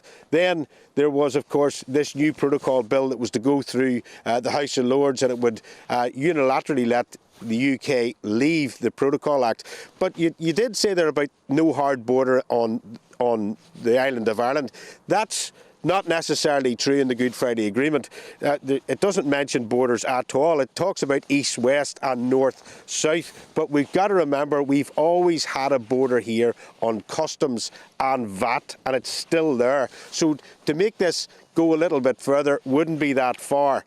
But we can see where the EU's coming from with their policies and not wanting one side to be doing something different than the other, because that would give an unfair advantage to Northern Ireland over the Republic of Ireland. And the Republic of Ireland are very much saying, well, we don't want Northern Ireland having too many goodies in their basket, because too many businesses will go there. So it is a very, very fine line to walk, and both sides here will have to be very careful what they do with it, because the EU will not want to be seen to be rewarding Northern Ireland or Britain for leaving the EU.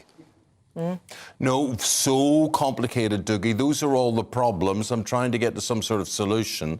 But, you mentioned about there's no wording about a border, but you know that worldwide, internationally, there will be absolutely no support for a hard border between Northern Ireland and Southern Ireland, and nor indeed would it be accepted by the majority of people in Northern Ireland. Yes, but then you've got to then say, well, we are part of the 6th largest economy in the world in Northern Ireland, and we are then being kept from the east-west links as they go in, because don't forget 70% of the trade in Northern Ireland is with the UK. I know all that, with but the rest of Ireland. You know the poisonous... And indeed, the Republic of Ireland's the same. No, I get that, and that's the economics, and people see that as all quite straightforward and whatever. But you know, and I know, it's not straightforward. Yeah. Well, it's definitely not, and I'm glad that both of us are discussing this, because now we're actually getting away from a trade deal and we're actually getting to a Good Friday Agreement that ended decades of troubles in Northern Ireland and violence here, and this is how lethal this can be if it goes the wrong way, that will undermine one side under the other. And Northern Ireland, as much as it's a beautiful place, there is still an awful lot of division inside Northern Ireland, and people will be keen to avoid that coming back. And all the emotion taken out, I think, very much on this. Doogie, thank you so much for giving us your take. Always really useful to understand it. As you say, so difficult for those of us who aren't from Northern Ireland. That makes it as clear as mud to you out there today. So, you know, you got people who are Brexiteers and they want, you know, completely cut all the links with Europe. Politically, it's not going to be that easy. In Northern. One more question for James Heal, actually. He's still in the studio with us from The Spectator. James, all of this, of course, if it happens, a huge, big deal. There'll be a courtesy meeting, we're told, between Ursula von der Leyen and the King. It's in line with diplomatic protocol. But there are people who are very worried about the constitutional implications of that, because, of course, the King isn't supposed to get involved in politics, and this is a hot potato. Yes, completely, and that's why they backed off on Friday with this, and Downing Street were very clear to make clear they weren't going to be exploiting the King in any way. So I think it's going to be handled with real sensitivity, and I think that's in keeping with the choreography we've seen around all of this. OK. James, as always, thank you very much indeed. We were also today talking about the food shortages, and why is it? The latest thing is now carrots. Apparently, you're going to be starved of carrots, and you think, what? You seriously telling me we cannot supply our own country with carrots? So much response on this. We were talking about a guy who is a wholesale fruit and vegetable dealer, and he was saying basically there's no joined up government policy, there hasn't been, and that supermarkets rule this country. They decide what you have, what price it is, and we all buy into it because we don't want to pay money for our milk, for our potatoes, for our carrots, for our tomatoes, whatever it happens to be. So negative comments, Ian says, about supermarkets selling cheap fruit and veg is typical of people who have no financial difficulties. They forget about those at the bottom of the food chain. No, we don't. We were just mentioning them there. CJ, with millions of extra mouths to feed and thousands of unwanted housing developments destroying our farmland and countryside due to mass immigration, says CJ, it's hardly surprising there are once again food shortages. And just lastly, Christopher says, fantastic interview with the wholesalers this morning. The truth is out there. Government is useless. And that's just that one. There you go. Yeah. Well, it won't matter because we'll all be at war soon, according to the former head of the British Army. Britain is sleepwalking into a defence crisis if it does not ramp up military spending. We've been talking about this over the past couple of weeks. So let's go to General Lord Richard Dannett to join us now. General Dannett, do you really think it's that serious? Well, Eamonn, Isabel, good morning. The headline you've just quoted is a headline that somebody else wrote on the back of a rather more measured analysis I'd given at a think tank session last week. But underlying that, yes, there are quite severe parallels between our current situation, particularly as far as underspending on defence is concerned, and the position of the 1930s, the mid-1930s, when our government was so desperate to avoid another war that it chose pretty much to ignore the rise of Hitler in Germany, tried to appease Hitler and buy him off any which way, and delayed very, very late in the day rearming and increasing defence spending. And that's the situation that we're in now. The difference, of course, is, yes, there's a dictator in Europe, but it's not just a threat of violence he's using, he's actually doing it. We've seen this really aggressive and brutal and bloody war for the last year, and actually for 9 years in Ukraine. And I know our government has got spending difficulties, but frankly, there's a very strong case now for significantly increasing our spending on defence to make sure our country is safe, but also to make sure that we can play our part in collective European defence. As to where that money should be spent, Lord Dannett, what type of armed forces we are talking about, and how much of it will be smart technology as opposed to personnel and equipment on the ground? Well, of course, we need to increase our spending and maintain a high level of spending, which we're already doing on novel technologies, on exploiting space, exploiting cyber, and all those new technologies. Of course, that's really important. But the sad truth and the reality of the war in Ukraine and what it's indicating is that some of the older technologies and more conventional ways of warfighting are still needed. And that's why the call has gone out from President Zelensky to all Western leaders: give us the tanks, give us the armoured infantry fighting vehicles, give us the self-propelled artillery, and yes, if possible, give us fast jets as well, because we need to be able to put a proper combined arms effort together in order to strike some decisive blows on the Russians. This is conventional military warfighting, and I'm afraid in the 21st century, it's not gone away. So the sadness is for defence planners and Treasury officials is, yes, you've got to spend money on new technologies, cyberspace and the rest, but the old technologies are still there. So the net result is we have to spend more on defence. And also you talked and began by talking about appeasement in all of this. Obviously, we're taking a tough line on Russia, but we got indications last week that there were loopholes in the sanctions, that Russia's still actually being able to trade with countries like South Africa, with India, with the Philippines, which is also funding the war machine. And you've also got China and the problems with Taiwan as well. And I suppose I wonder if, you know, we're all familiar with that old phrase, the axis of evil. Is there a new axis of evil emerging? And are we sleepwalking towards it without realising? Well, Isabel, I think there's probably an axis of convenience. A number of countries, particularly African countries, South American countries, have chosen to take a fairly neutral view on the war in Ukraine. They're hedging their bets, if you like, that they'll still want to have some form of active relationship with Russia when all is said and done. Yes, the countries, NATO countries, the United States, Western countries in particular, are being very firm on military support to Ukraine, being very firm on economic sanctions. But there's quite a swathe of countries across the world that are, as I say, sitting on the fence, hedging their bets, and are prepared to still do business with Russia. And that's really what constitutes the limited or more limited success of economic sanctions, which should be really squeezing Russia hard by now. Lord Dannett, thank you. We've got to leave it there. Thank you. The time's 21 minutes past 7. Appreciate it. Right, we've been talking this morning, thank you. We've been talking this morning about the Monday morning blues. Lots of people wake up dreading going to work on Monday. You know, Sunday night, and you sort of think whether you're going to school, yes, or whether you're going to work. Yeah, it probably does start at school. It's the root of all that. Well, we had a very, very interesting woman on the show earlier on, and she's back to join us again. Her name is Ruth Tung. Ruth is the director of a company called Elevate, and Elevate is a workplace wellness provider.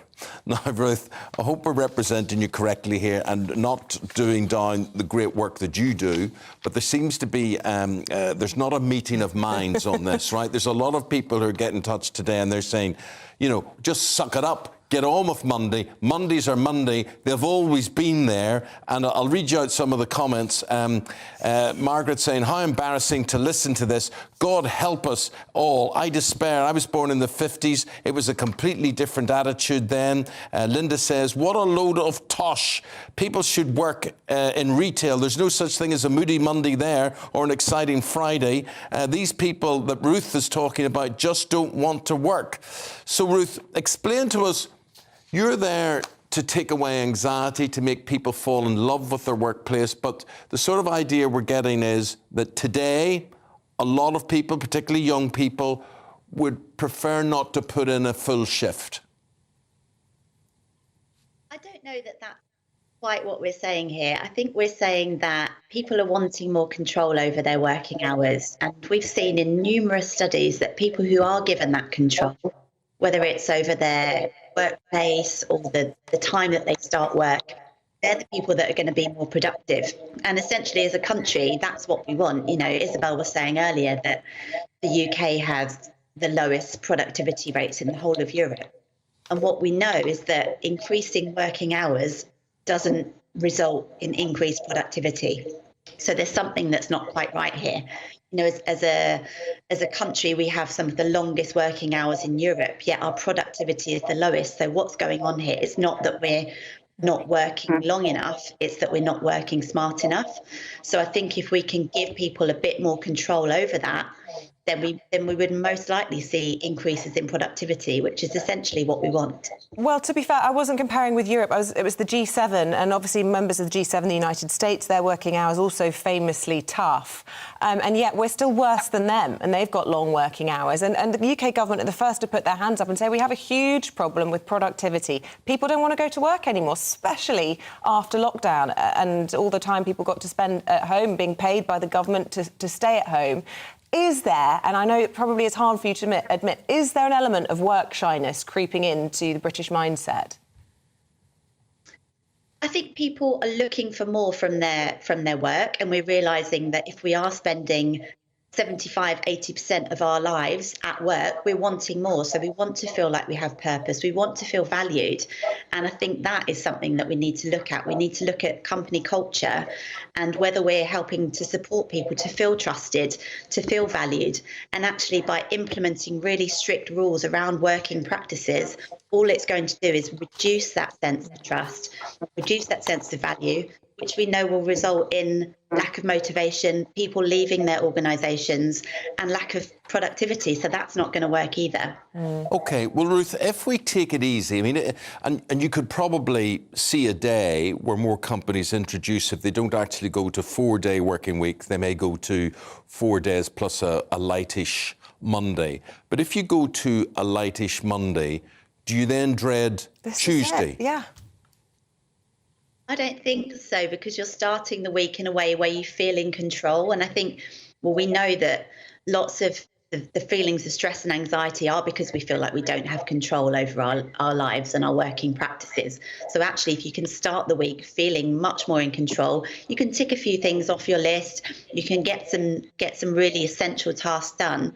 You're not going to dread Tuesday because you're feeling like you've had a good, perhaps a bit more relaxed start to the week. So I just don't think that dread will creep into Tuesday morning. Ruth, is it not just the case that people are partying at weekends and they're not actually doing what they need to do, which is recover and repair and do some of the household chores, which aren't very... You mean they're all getting sloshed at the weekend? Well, perhaps they're all hungover on a Monday morning. Used to be you just went to church on a Sunday. Exactly. Now it's a bottomless brunch. Right. OK, that's what you do. What do you think, Ruth? Potentially for a minority that is the case, and we know that alcohol is definitely something that contributes to anxiety and lack of sleep, so the two together definitely will not help with the Sunday scaries. But also I think let's give people a bit of credit. You know, there's 2 days out of 7 that they're able to do all of their life admin, to catch up with friends, to look after their family. It's not a long time. So I think there is an argument for that 4-day working week where people have longer to reset, recover, and start the week off on a better foot.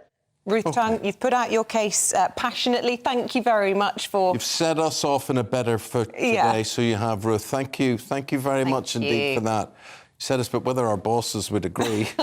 Well, what if we just said... Do you know what I mean? For an employer, this is a nightmare. Yeah, but I might just say, I'd like to go and get some breakfast now for half an hour. Yeah, that would make for your me well-being. Happy. That would make me happy today. I'll disappear. Well, it wouldn't be good for productivity. No, it would not. Anyway, we're going to talk about vegetables and why you can't get carrots and all sorts of things right after the break.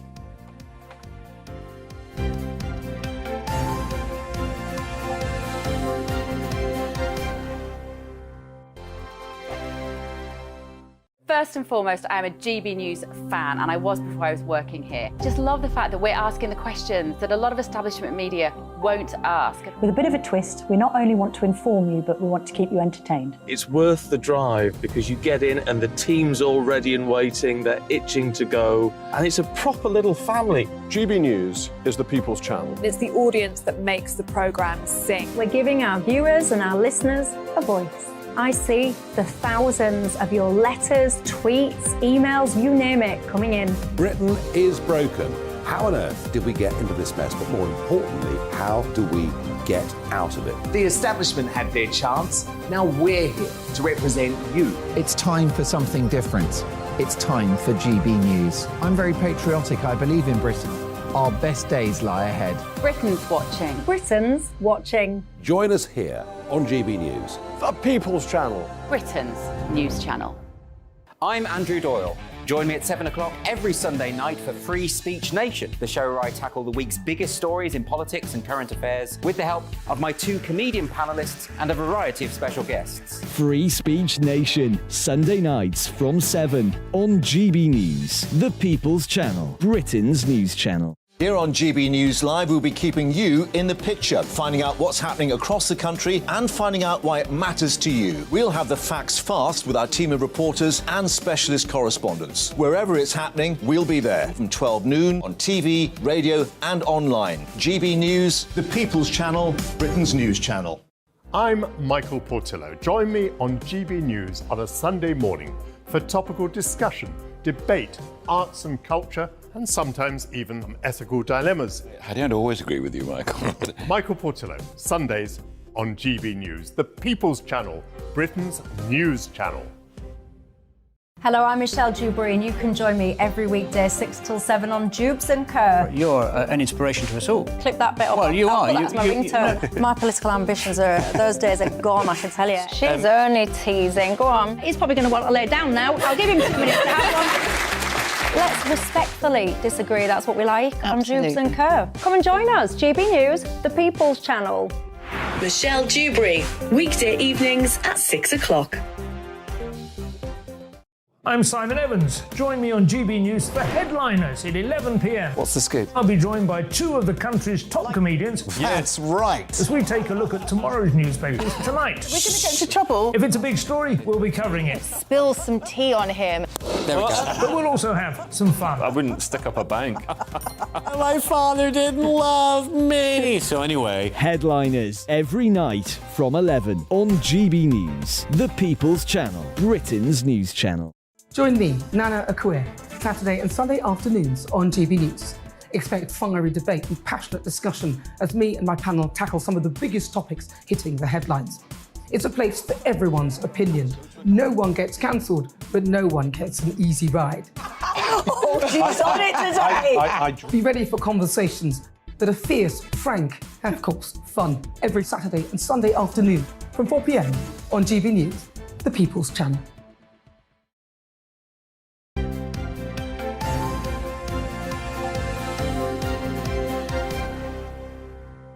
7:31 still to come on the programme this morning. At 7:45, we'll be speaking to the ophthalmologist climbing the height of Everest on skis in the Alps to raise money for Glaucoma UK. And guess what? She describes herself as unsporty, so what on earth is she thinking? Oh my word, climbing, but then climbing on skis. There's the man. Yeah. We've got a happy Eamonn this morning. We're very happy. We're happy. They're happy. The Baldy leader. And Casemiro, what a player. Anyway, enough of this. Basically, Manchester United won the League Cup yesterday at Wembley, and it was a glorious day. It was a glorious day. Natural order restored in English football. First trophy since what, 2017? Yeah, 6 or 7 years ago. But you know, it's fine. Yeah. Jose did it the last time for us, two trophies, double cup win that year. And anyway, but I do have to say, without gloating on all this, Newcastle, they were a joy to behold. The way they celebrated. They didn't make it easy. It was never going to be easy. And the way they had all these black flags and white flags, and it was beautifully choreographed. Their end, half the ground, obviously, Newcastle supporters. But it probably was a bit of a long journey home. Sorry about that, but there you go.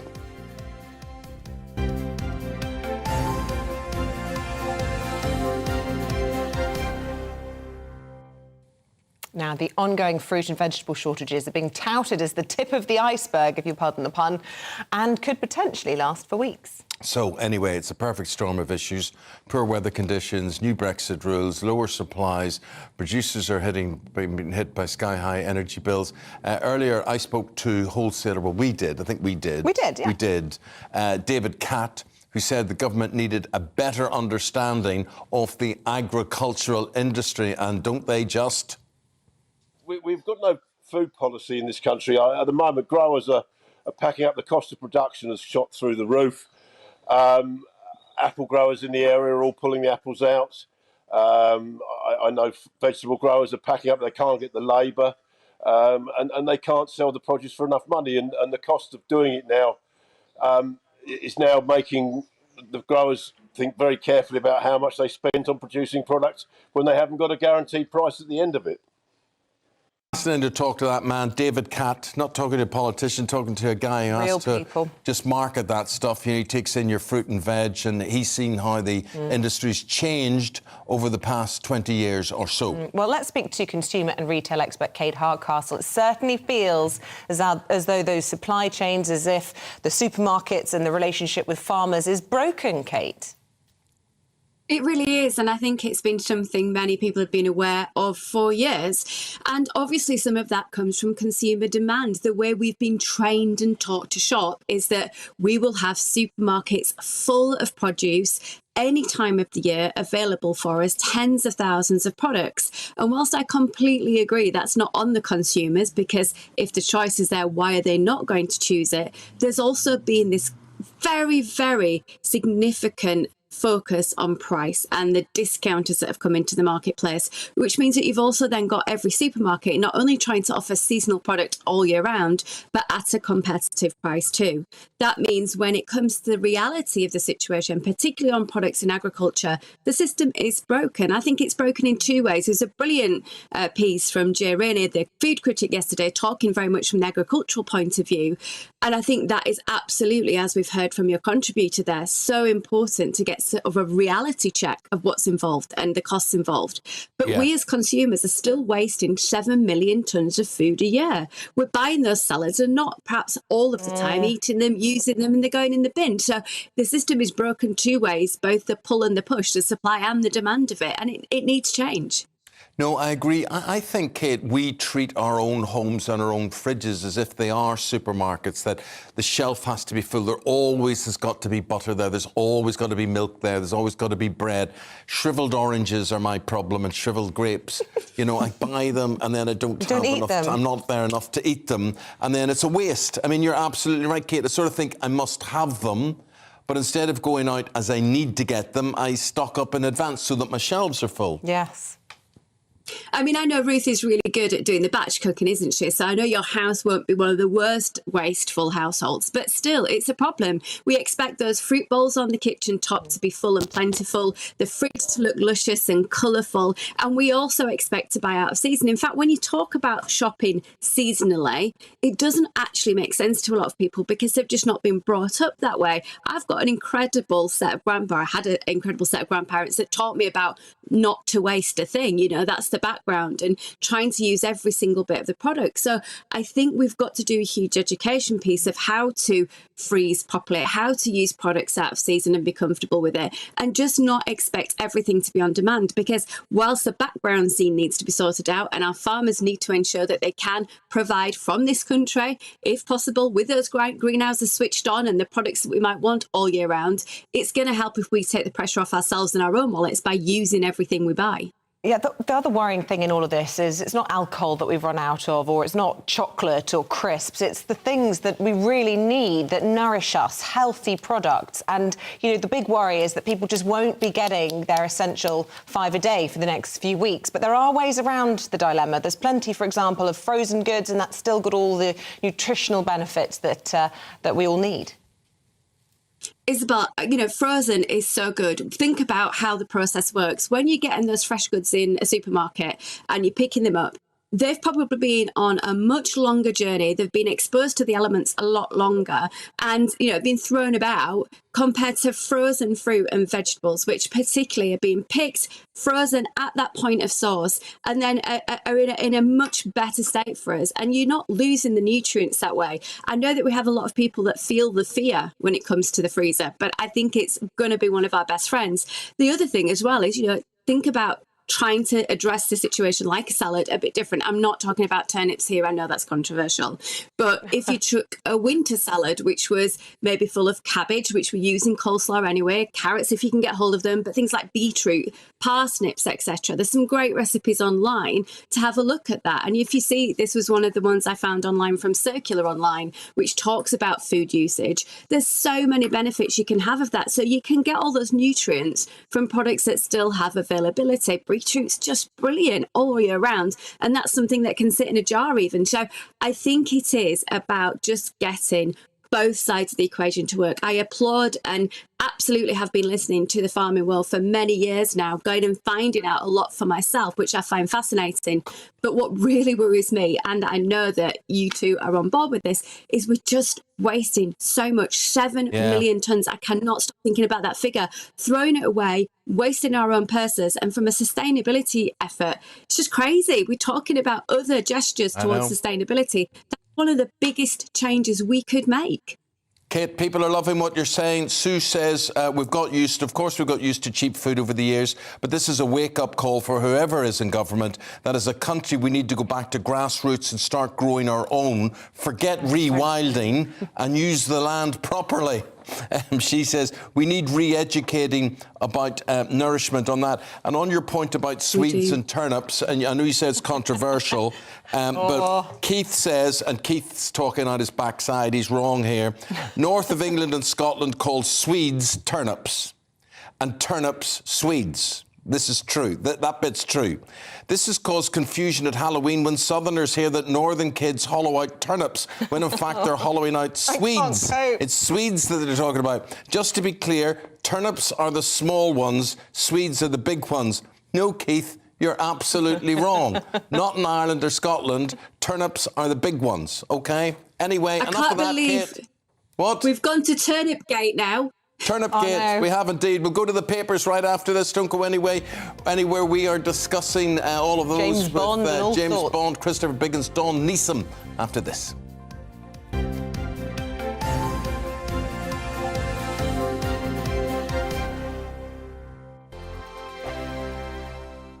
It's all about family, being in people's living rooms, all the interaction and getting to know who our viewers and listeners are. When I was young, my dad used to say, "Nana, stop arguing." I wanted an outlet that would enable me to give my opinion. People are going through a really hard time right now, and I know that you don't feel like you're being listened to by the establishment. I came to GB News because it's the People's Channel, and I want the audience to have their say on the events of the day. We're dynamic. We do something different. Democracy shows that the wisdom of the nation is in its people. I get to travel to find out what the story is from a personal perspective. The British people aren't fools. We know when we're not being told the full story. We've got to work out how Britain moves forward from this. Is the best country in the world. The establishment had their chance. Now we're here to represent your views. Britain's watching. Britain's watching. Britain's watching. We're proud to be GB News. The People's Channel. Britain's news channel. GB News has its own late-night paper preview show, Headliners, where comedians take you through the next day's top news stories. You don't have to bother reading the newspaper. We've got it covered for you. Headliners, every night at 11 p.m. and repeated every morning at 5 a.m. We won't send you to sleep like some of the other paper review shows out there. GB News, the People's Channel, Britain's news channel. Hi, Andrew Pierce here. Join me every Friday lunchtime for a proper no-nonsense debrief of the week's events. With special guests in the studio and the GB News team on the ground, I'll be getting you up to date with news, some intelligent discussion and my own sharp take. The weekend starts here with me every Friday lunchtime on GB News, the People's Channel, Britain's news channel. Join me, Camilla Tominey, on Sunday mornings from 9:30, taking the politicians to task and breaking out of SW1 to see how their decisions are affecting you across the UK. Bursting the Westminster bubble every Sunday morning, only on GB News, the People's Channel. Britain's watching.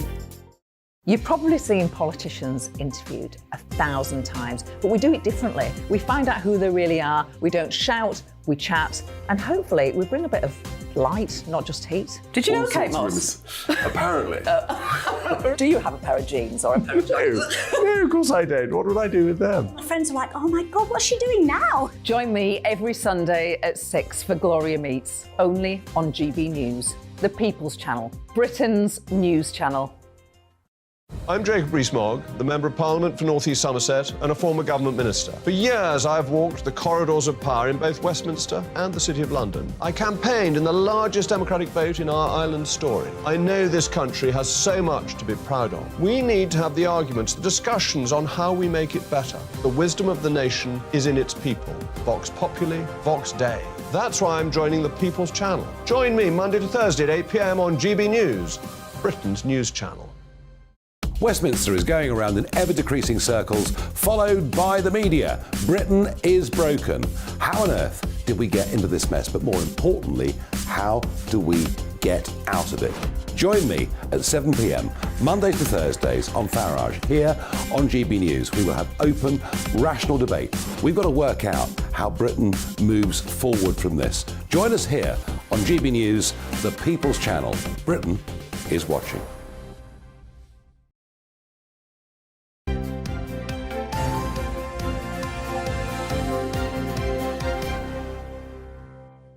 With the time approaching 7:45, front pages stack up like this on this Monday morning. Is the Telegraph, like most of the papers, leading on a new Brexit deal between the EU and UK on Northern Ireland trading arrangements. They say it is imminent. Covering that throughout the morning. The Express also leads with Rishi Sunak's new Brexit deal, which he says is the best of Britain. A lot of people don't agree.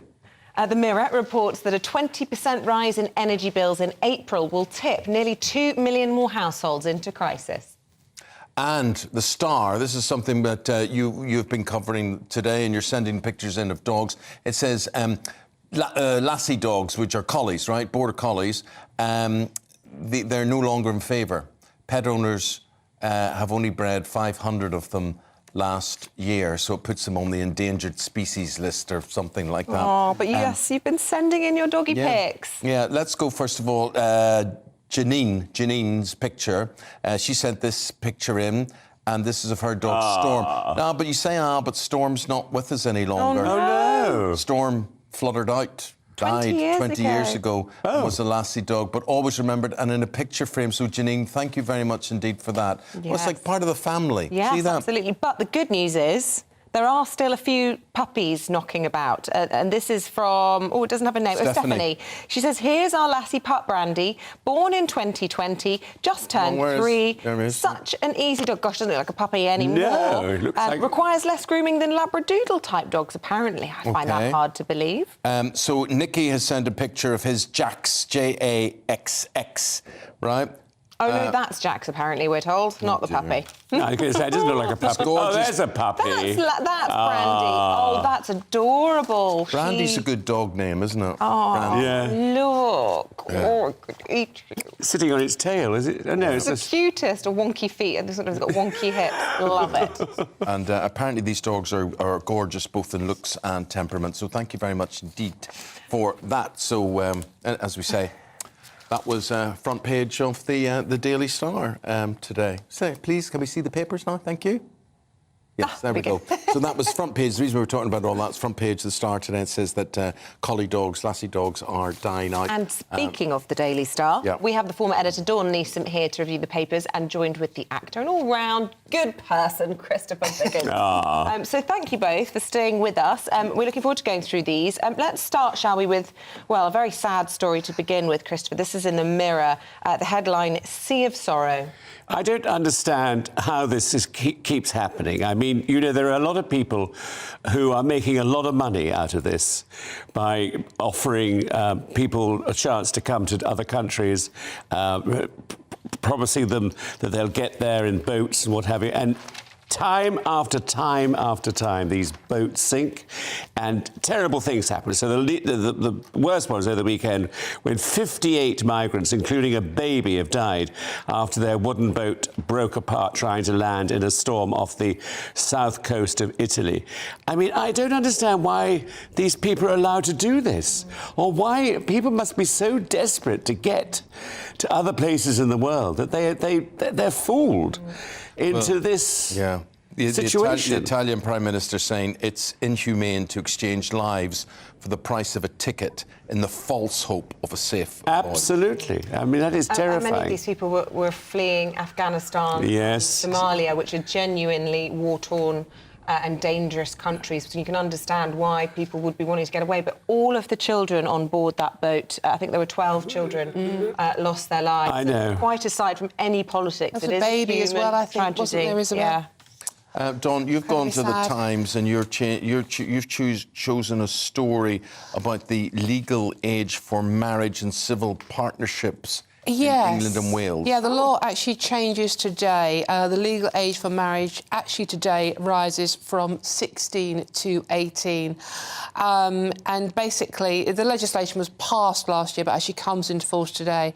So 16 and 17-year-olds can no longer wed or enter civil partnership in England and Wales. Now, this law has been brought in to prevent forced marriages. I mean, you know, forced marriages is basically... Arranged marriages. It's not necessarily arranged marriages, because arranged marriages can be with the consent of the people getting married, but it's actually forced marriages where parents are forcing their children into a marriage against their will. There is a fine line difference there.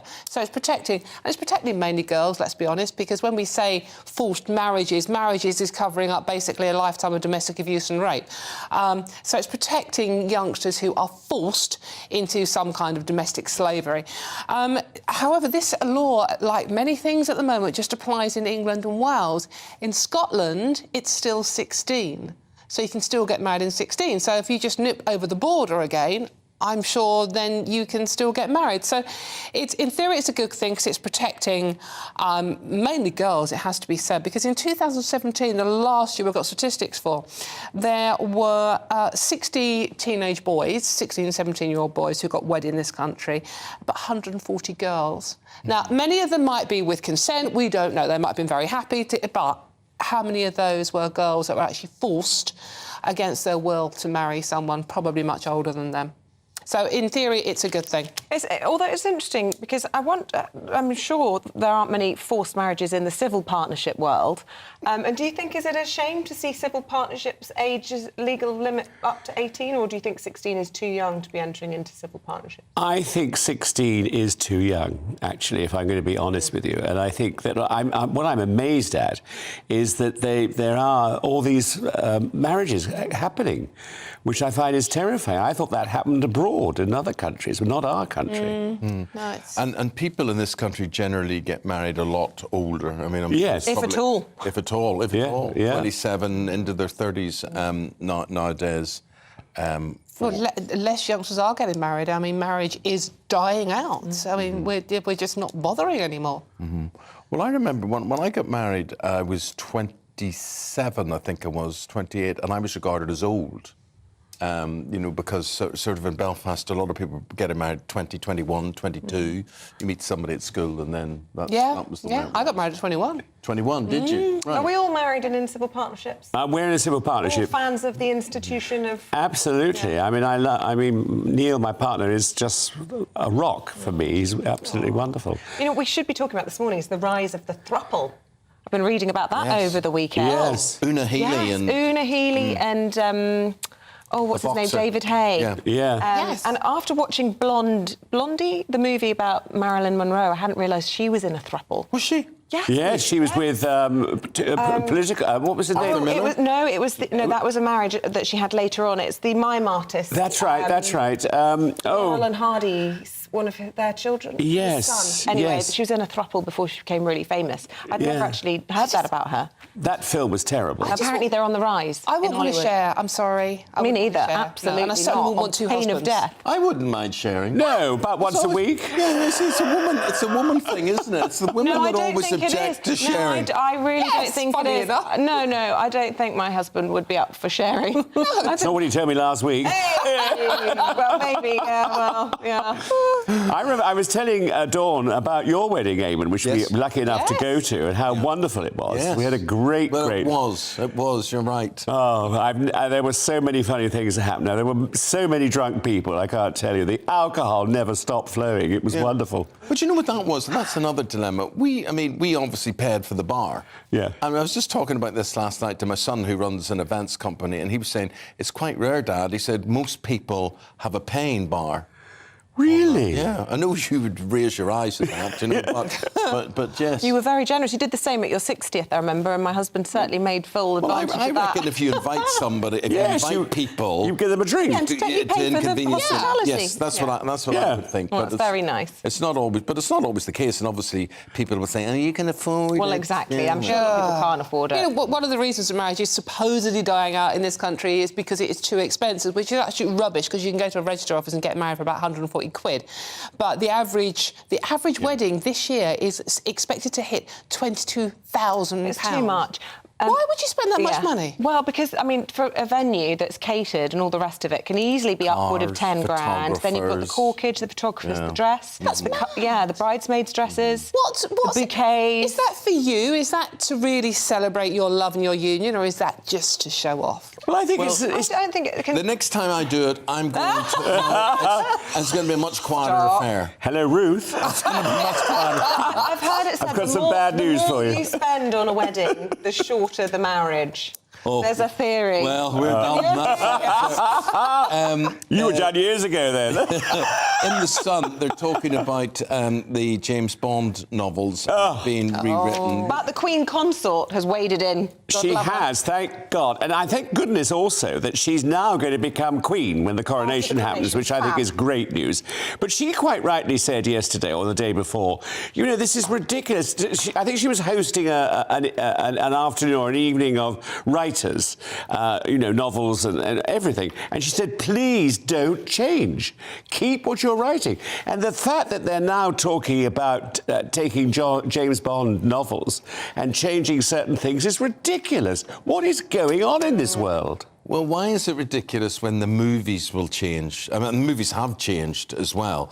So there's less sort of free love going on in the movies and using people. And what if there, you know, if there are certain sexist or racist terms in them that are deemed to be nowadays? I think it's a reflection of the time, the time it was written, and we leave them as they are, and we learn from that. Yeah. And you know, and then we, you know, times are changing, as I think someone once sung. So you just adapt the new stuff to the modern age. Leave the stuff that's in the past and learn from it. And good on Camilla for getting involved, because she actually runs a reading club, doesn't she? Yes, she's very into it. Which helps promote literature and reading, and especially for poorer communities and youngsters. So good for her for getting involved. Can we talk about vineyards now? My favourite subject, Dawn. But it's actually really bad news. We're in a vine mess. I know. I see what they did. This is from the Daily Star, and Brits may not even be able to drown our sorrows over the 20 seconds. Over the food crisis,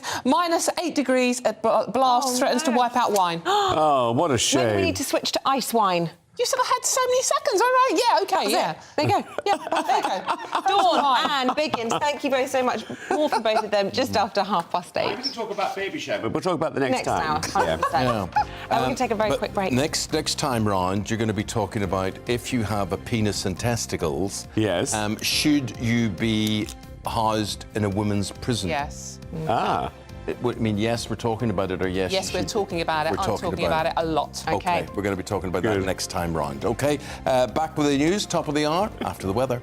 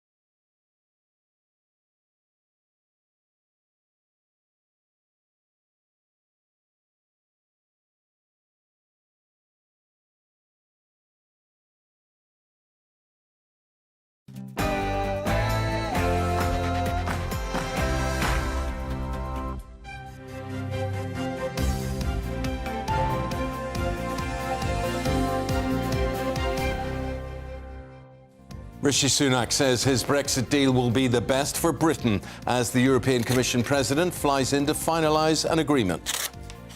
A very good morning to you. It is 8 o'clock on Monday, the 27th of February. This is Breakfast on GB News with Eamonn, Holmes and Isabel Webster. Wherever you're watching, wherever you're listening, you're very welcome. Here's what's leading the news this morning. Ursula von der Leyen will fly to London today to meet with the Prime Minister in a bid to seal a deal over the Northern Ireland Protocol. We'll ask former Brexit Minister turned GB News presenter, as from tonight, Jacob Rees-Mogg, his thoughts ahead of today's meeting. We'll also be asking the Shadow Financial Secretary to the Treasury, James Murray. Crisis talks will be held with supermarket bosses today amid widespread vegetable shortages. Yesterday, the Food Minister said he would seek to get produce back on the shelves and outline how to avoid future scarcity.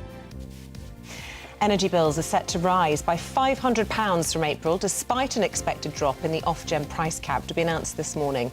The new cap will come into effect on April the 1st as the government scales back its support scheme.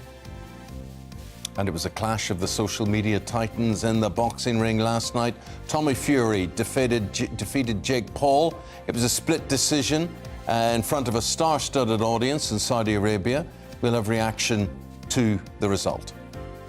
And as always, we'd love to hear from you on all of the topics we're covering this morning. You can do that via email, gbviews@gbnews.uk, or you can tweet us at gbnews, and we would love to know where you're watching or listening from.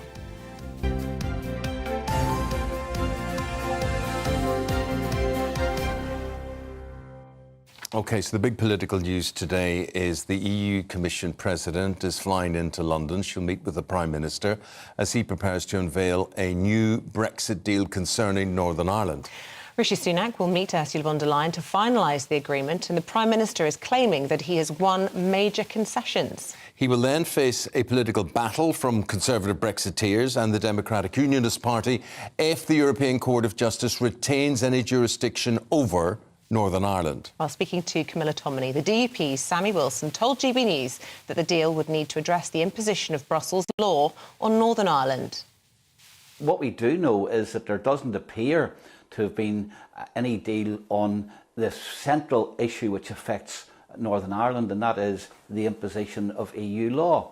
All of the problems that we face with not able to get goods from GB, checks on goods coming from GB and disruption to our economy stems from the fact that we're under a different set of laws than the rest of the United Kingdom, and therefore checks are required to make sure we're complying not with British law but with Brussels law.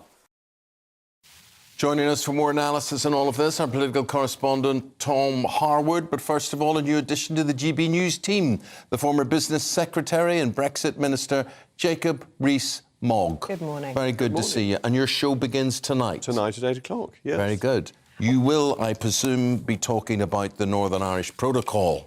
I think we will have to. It is the issue of the day, and by 8 o'clock we may know a little bit more about what it actually contains, what the new proposals contain. And what are your instincts this morning? Because it's been widely briefed from Downing Street that the Prime Minister has done a good job in getting some serious concessions from the European Union, which is undeniably a difficult challenge. But are you satisfied with what is going to be offered, do you think? Well, when you say widely briefed from Downing Street, you wouldn't expect them to brief that he hadn't done a good job. So that's, to some extent, a statement of the obvious.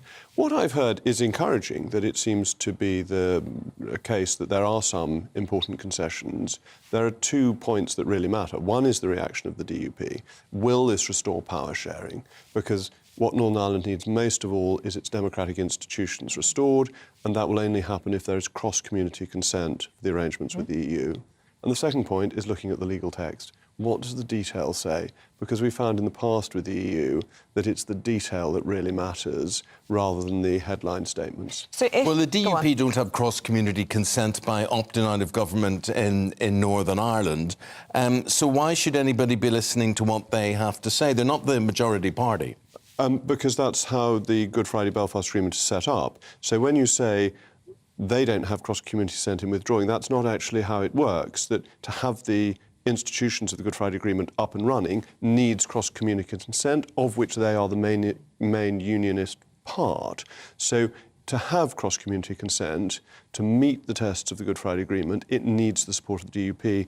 That is the basic situation in Northern Ireland. So the reading that I've seen in terms of legislation and the role of the ECJ, the proposals that I've seen are that the Assembly in Belfast would get pre-legislative scrutiny of new regulations so that then the EU laws from Brussels could be disapplied. Would that satisfy you based on concerns around the DUP and power sharing in Stormont? Again, this depends on the detail.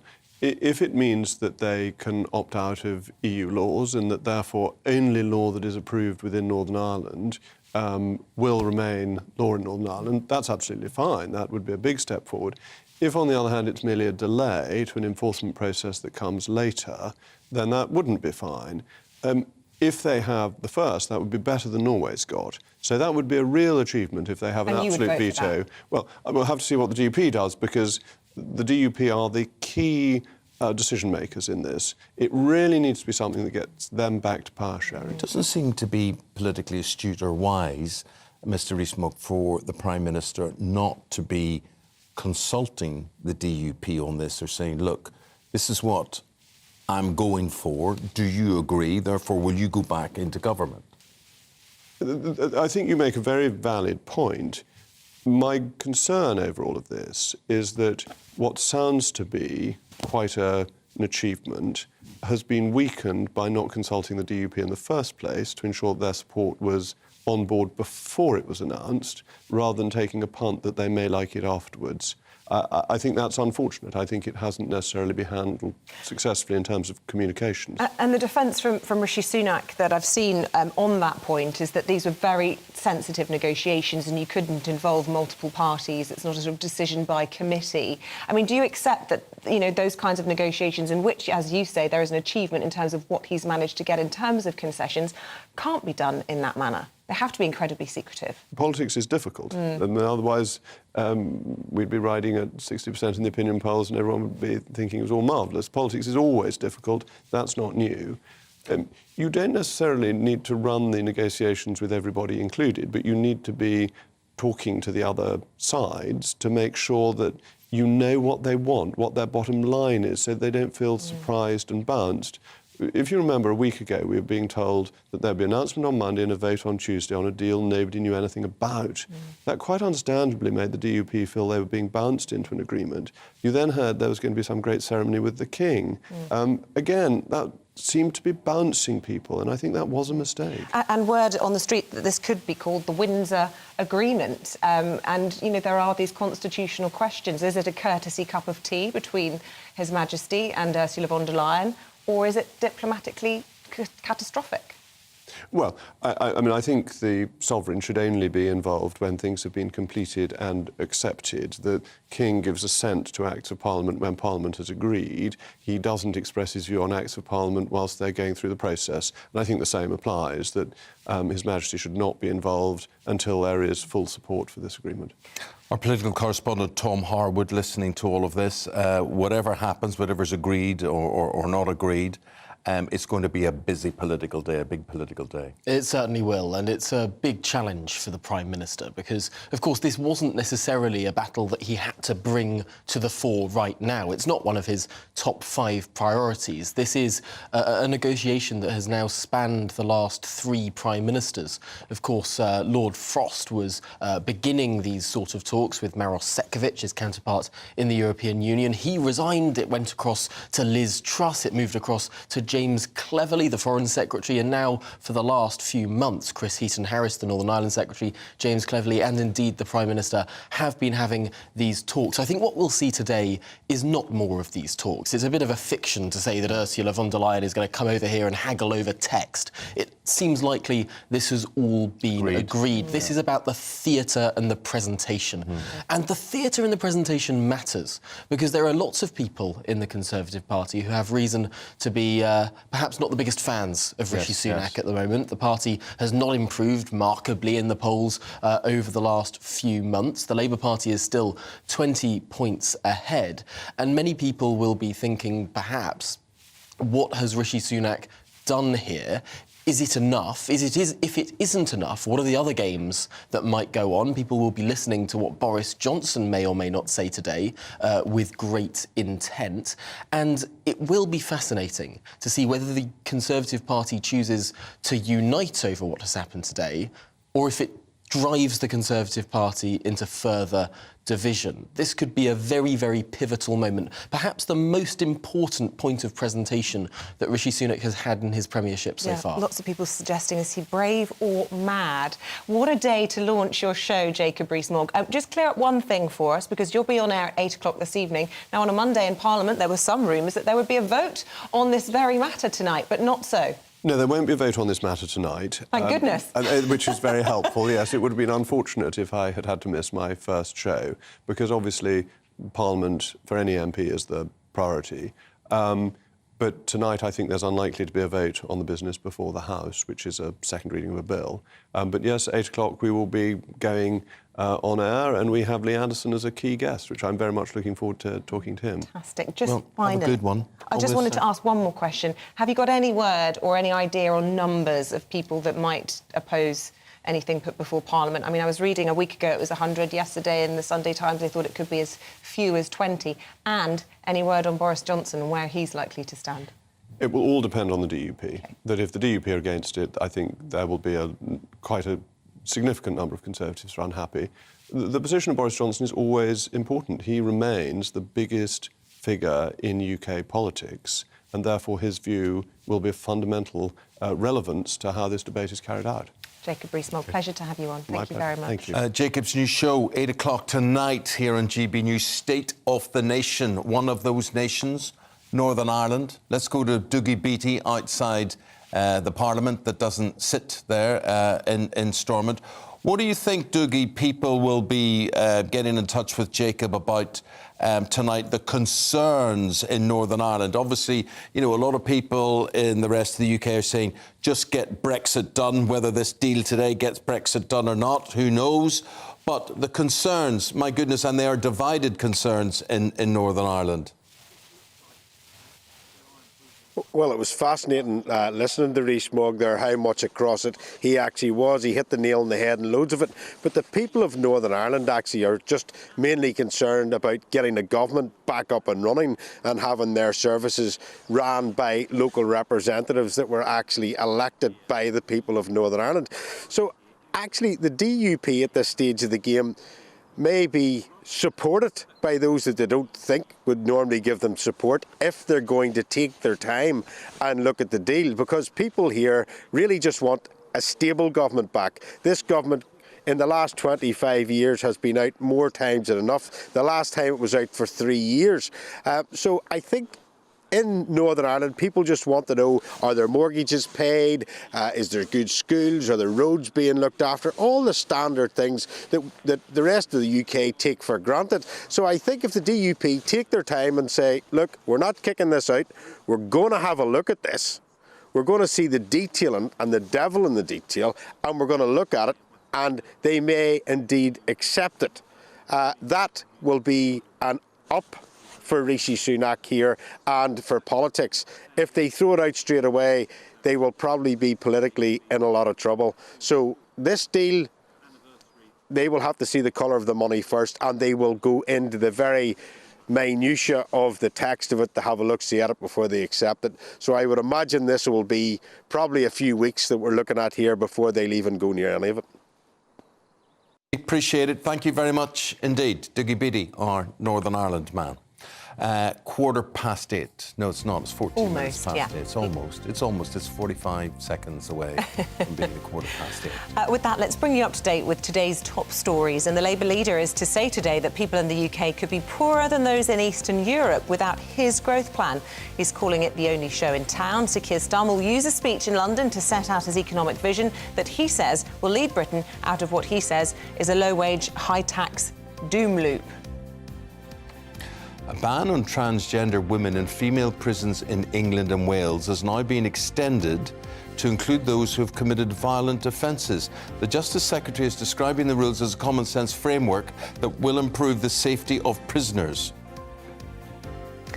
Everything Everywhere All at Once took the Screen Actors Guild Awards by storm last night with several big wins. Michelle Yeoh and Jamie Lee Curtis received recognition for their individual performances in the film, as well as the award for Best Cast in a Motion Picture.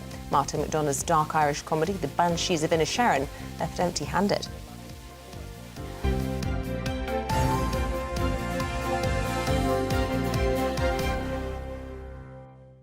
It's now 8:15. Here we go. The latest energy price cap, this runs from April to June, will be announced by the regulator Ofgem at 9 o'clock this morning.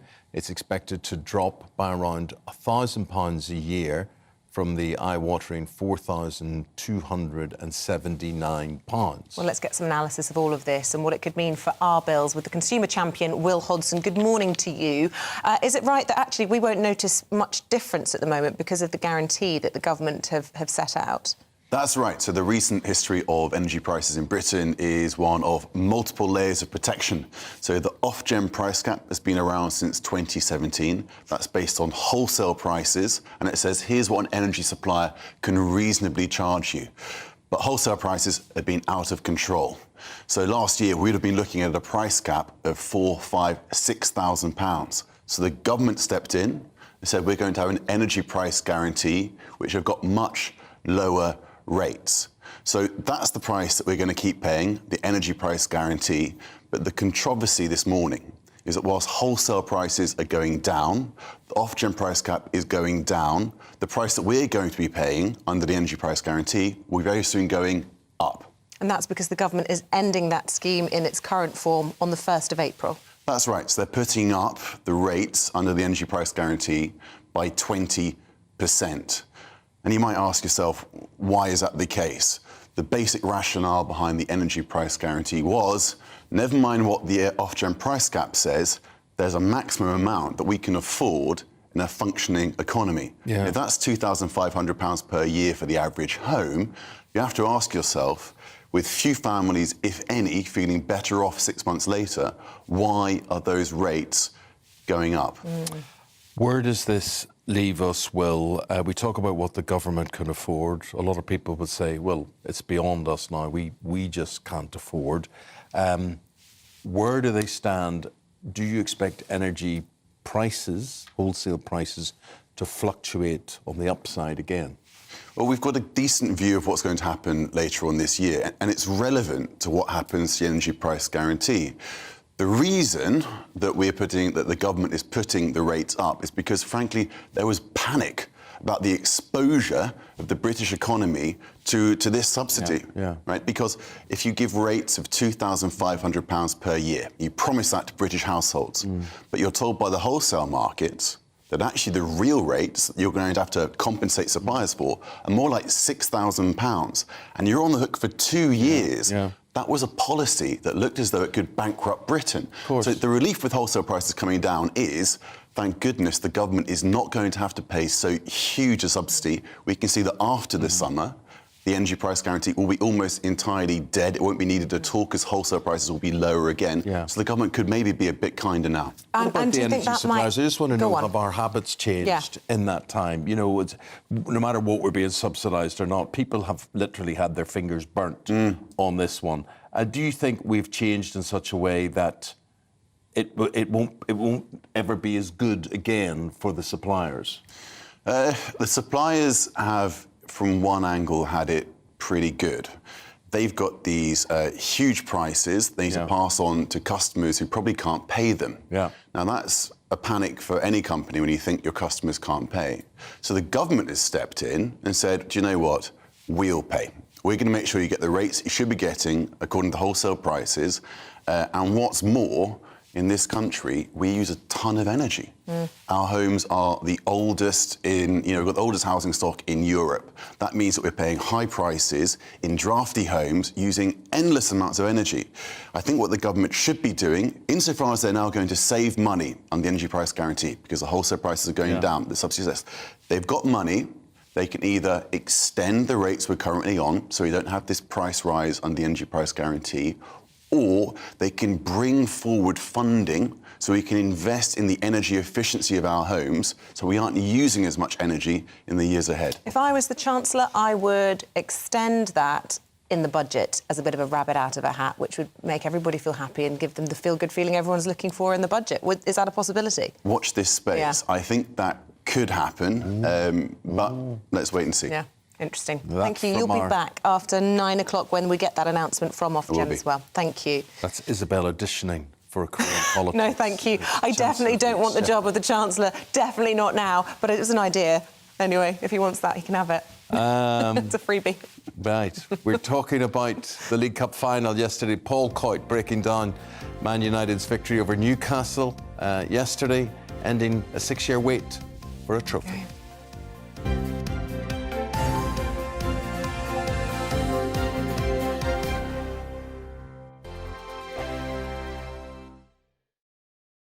First and foremost, I am a GB News fan, and I was before I was working here. Just love the fact that we're asking the questions that a lot of establishment media won't ask. With a bit of a twist, we not only want to inform you, but we want to keep you entertained. It's worth the drive because you get in and the team's all ready and waiting, they're itching to go, and it's a proper little family. GB News is the People's Channel. It's the audience that makes the programme sing. We're giving our viewers and our listeners a voice. I see the thousands of your letters, tweets, emails, you name it, coming in. Britain is broken. How on earth did we get into this mess? But more importantly, how do we get out of it? The establishment had their chance. Now we're here to represent you. It's time for something different. It's time for GB News. I'm very patriotic. I believe in Britain. Our best days lie ahead. Britain's watching. Britain's watching. Join us here on GB News. The People's Channel. Britain's news channel. I'm Andrew Doyle. Join me at 7 o'clock every Sunday night for Free Speech Nation, the show where I tackle the week's biggest stories in politics and current affairs with the help of my 2 comedian panellists and a variety of special guests. Free Speech Nation, Sunday nights from 7 on GB News, the People's Channel, Britain's news channel. Here on GB News Live, we'll be keeping you in the picture, finding out what's happening across the country and finding out why it matters to you. We'll have the facts fast with our team of reporters and specialist correspondents. Wherever it's happening, we'll be there from 12 noon on TV, radio and online. GB News, the People's Channel, Britain's news channel.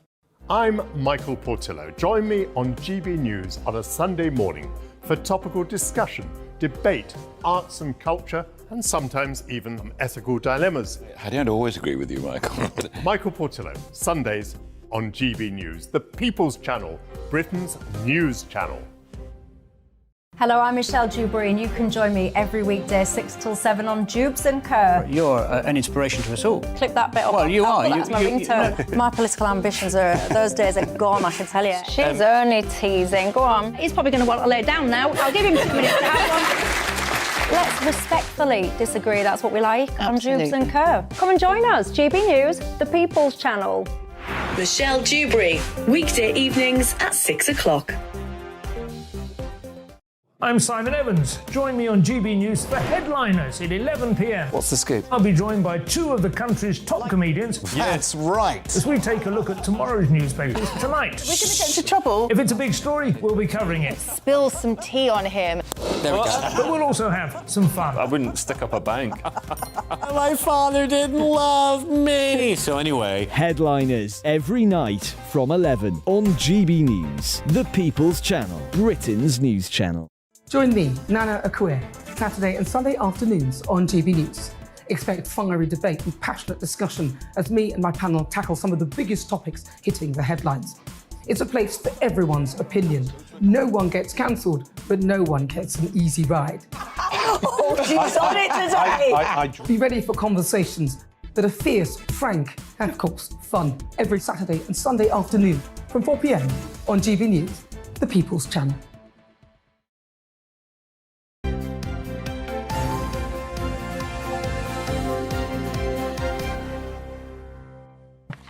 Welcome back, 8:24. What are you laughing at? You're all excited. He's all excited. It's all Man United. I'm so excited. I just can't hide it. Anyway, still to come on the programme this morning. Here's what we've got. Oh, 8:45. We're going to be talking to Labour. They'll say they're going to back Rishi Sunak's Brexit deal as negotiations look to be finalised today. 9:15. Molly Rainford, she's a CBBC presenter, and of course you'll probably know her from Strictly as well. She's talking about a new anti-bullying campaign that encouraged children to send positivity through the post. I had to send a lot of positivity through the post. So many birthdays. Oh, So you many send birthdays positivity going on. through the post to my kids. You send them boxes of treats. Yes. Uncle Eamonn It's like sweeties. contraband. Yeah, smuggling it into them. Yes. What do you like to send through the post? Positivity. Positivity. And money. Money's quite good as well. Get in touch with us, you know. You want to send that my way? That's great.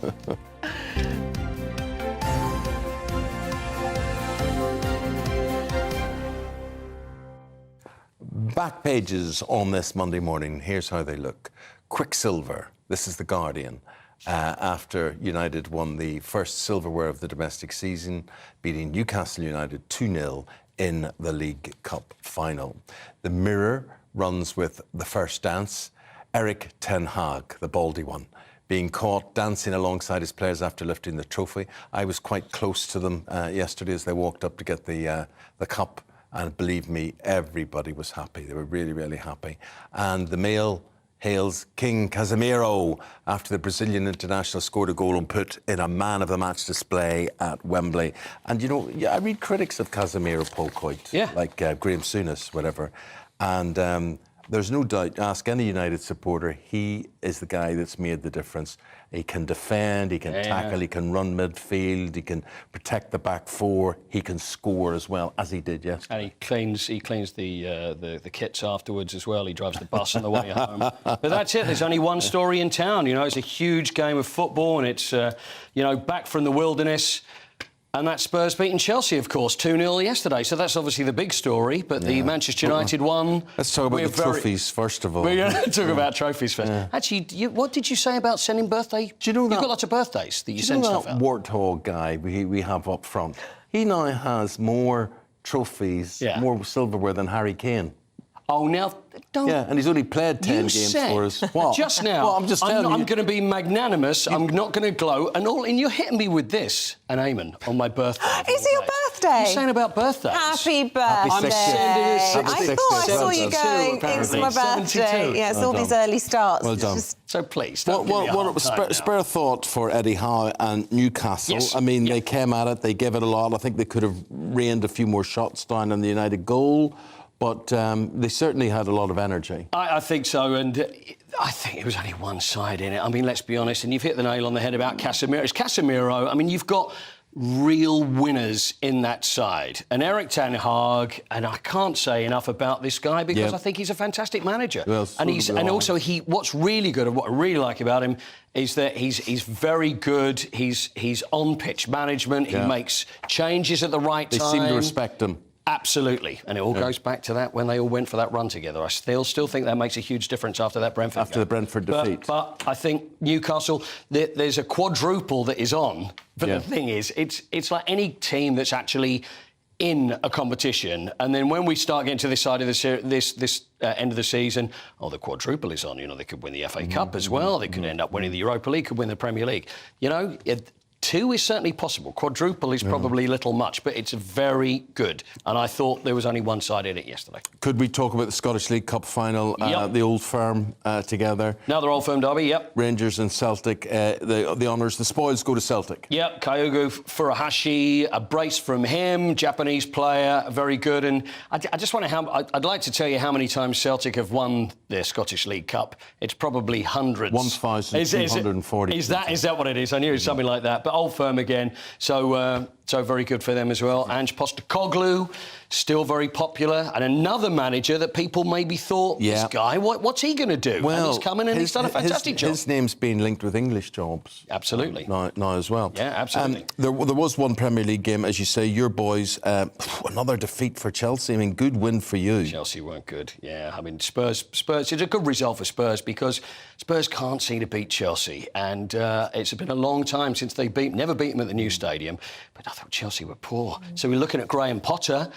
What are they going to do? Going to stick or twist? Is it going to be a project? He's talking about the way things are at Arsenal and the way they've stuck by their manager, but I don't know whether he's going to last if it continues like this. They're 14 points off of Champions League places, but only 10 points off of possible relegation. Coit, I've got to ask you about the Six Nations. Yep. Les Bleus, France beat Scotland. Yes, is Scotland unlucky, frankly? I do. I think Scotland were unlucky. I mean, it's 32-21 because any chance of the Grand Slam's gone out of the window now. But Scotland, it was a really good game. But again, Les Bleus and favourites for the World Cup still France. But Scotland still looking very good. And, you know, and they're still up there. There's a few points. I think they're about fourth now. But as far as points are concerned, etc., looking very good for Scotland. But they're not looking very good compared to Ireland. Well, I mean, it has to be said. Honestly. What about, did you stay out last night to watch the fight, Jake Paul, Tommy Fury? Yeah, so I'm not sure. I'm still not sure how I feel about this. So we've got the YouTuber against the reality star. Third time lucky. Because it's been cancelled twice, hasn't it? Yeah. Well, the thing is, Jake Paul, he's had fights already and he's not... Well, they say he's a professional boxer, whereas Tommy Fury is a professional boxer, half-brother of Tyson. So it's expected. Everybody was expected that he would go out and he'd knock him out. But it went the whole 8 rounds. It then went to a split decision.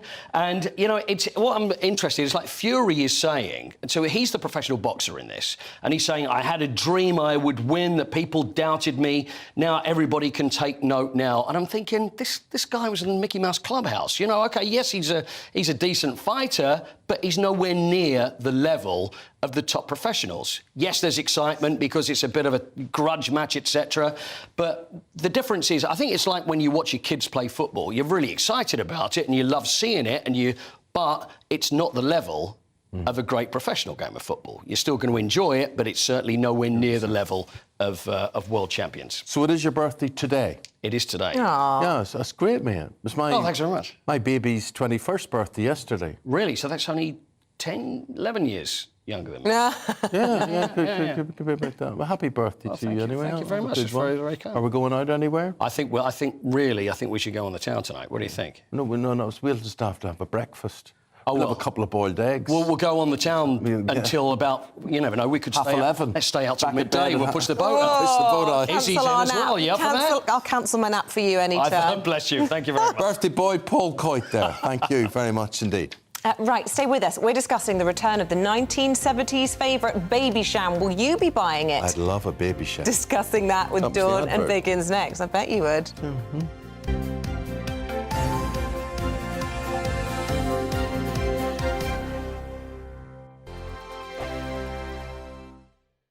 It's all about family, being in people's living rooms, all the interaction and getting to know who our viewers and listeners are. When I was young, my dad used to say, no, stop arguing. I wanted an outlet that would enable me to give my opinion.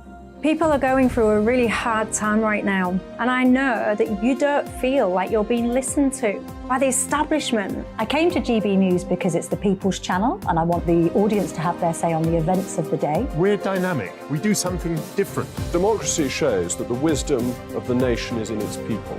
I get to travel to find out what the story is from a personal perspective. The British people aren't fools. We know when we're not being told the full story. We've got to work out how Britain moves forward from this. It's the best country in the world. The establishment had their chance. Now we're here to represent your views. Britain's watching. Britain's watching. Britain's watching. We're proud to be GB News. The People's Channel. Britain's news channel. GB News has its own late-night paper preview show, Headliners, where comedians take you through the next day's top news stories. You don't have to bother reading the newspaper. We've got it covered for you. Headliners, every night at 11 p.m. and repeated every morning at 5 a.m. We won't send you to sleep like some of the other paper review shows out there. GB News, the People's Channel, Britain's news channel.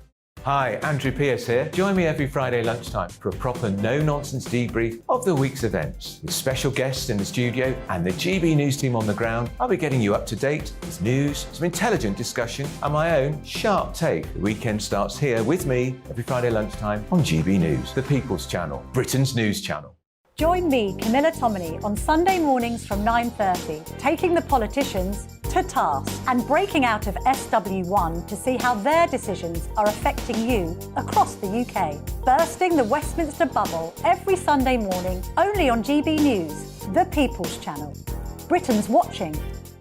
You've probably seen politicians interviewed 1,000 times, but we do it differently. We find out who they really are, we don't shout, we chat, and hopefully we bring a bit of light, not just heat. Did you know, All Kate sorts of Moss? women. Apparently. Do you have a pair of jeans or a pair of jeans?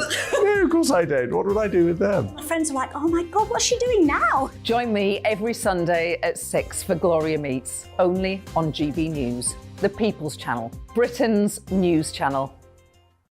I'm Jacob Rees-Mogg, the Member of Parliament for North East Somerset and a former government minister. For years, I've walked the corridors of power in both Westminster and the City of London. I campaigned in the largest democratic vote in our island story. I know this country has so much to be proud of. We need to have the arguments, the discussions on how we make it better. The wisdom of the nation is in its people. Vox Populi, Vox Dei. That's why I'm joining the People's Channel. Join me Monday to Thursday at 8 p.m. on GB News, Britain's news channel.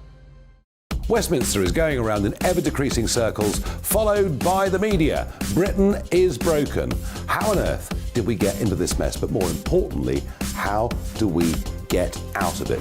Join me at 7 p.m, Mondays to Thursdays on Farage, here on GB News. We will have open, rational debate. We've got to work out how Britain moves forward from this. Join us here on GB News, the People's Channel.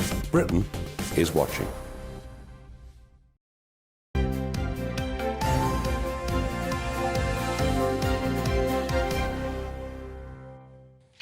8:36 is the time. Let's have a look at the front pages before we review the newspapers.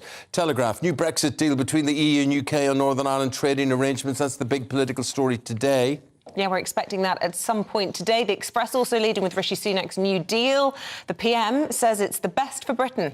But is it the best for Northern Ireland? The Mirror reports that a 20% rise in energy bills will tip 1.7 more people into crisis. The Sun reports that the family of murdered Joanna Simpson will meet the Justice Secretary amid fears over her killer's parole board. And the Star, we've been talking about this today. You've been very good sending us in pictures of your doggies.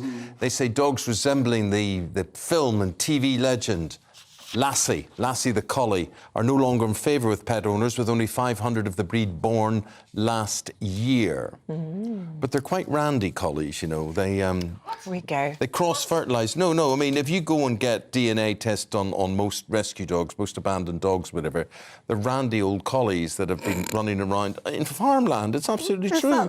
And then they copulate with anything, and then the dogs have all... or part collie. Your dog's other bit is a sausage dog, isn't it? It's a sausage dog.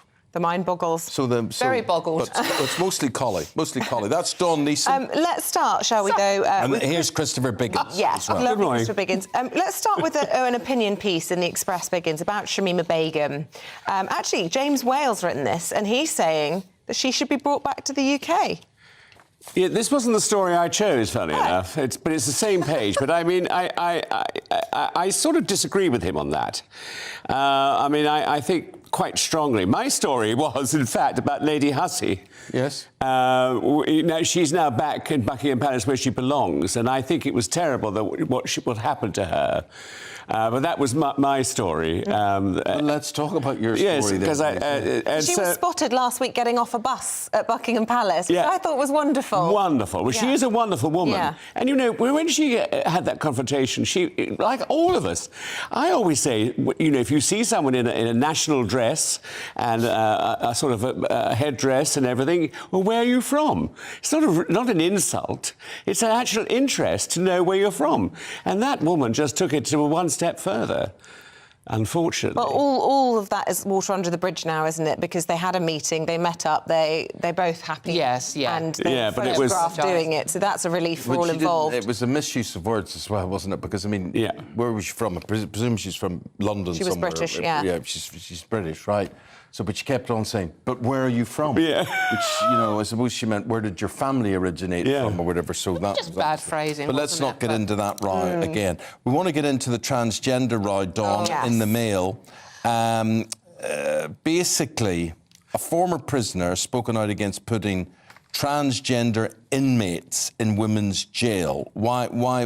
What's prompted the... Yeah, well, this is obviously prompted by the whole Scottish gender assignation and sort of like choosing your own gender at the age of 16 and sort of like rapists who have transgender... So basically, as a man or with men's bits, you can rape someone, be jailed for it, and put in a women's prison. That's correct, yeah. This is a lady called Laura Goldsmith. She's 38 years old and she's waived her right to being anonymous to add to the warnings.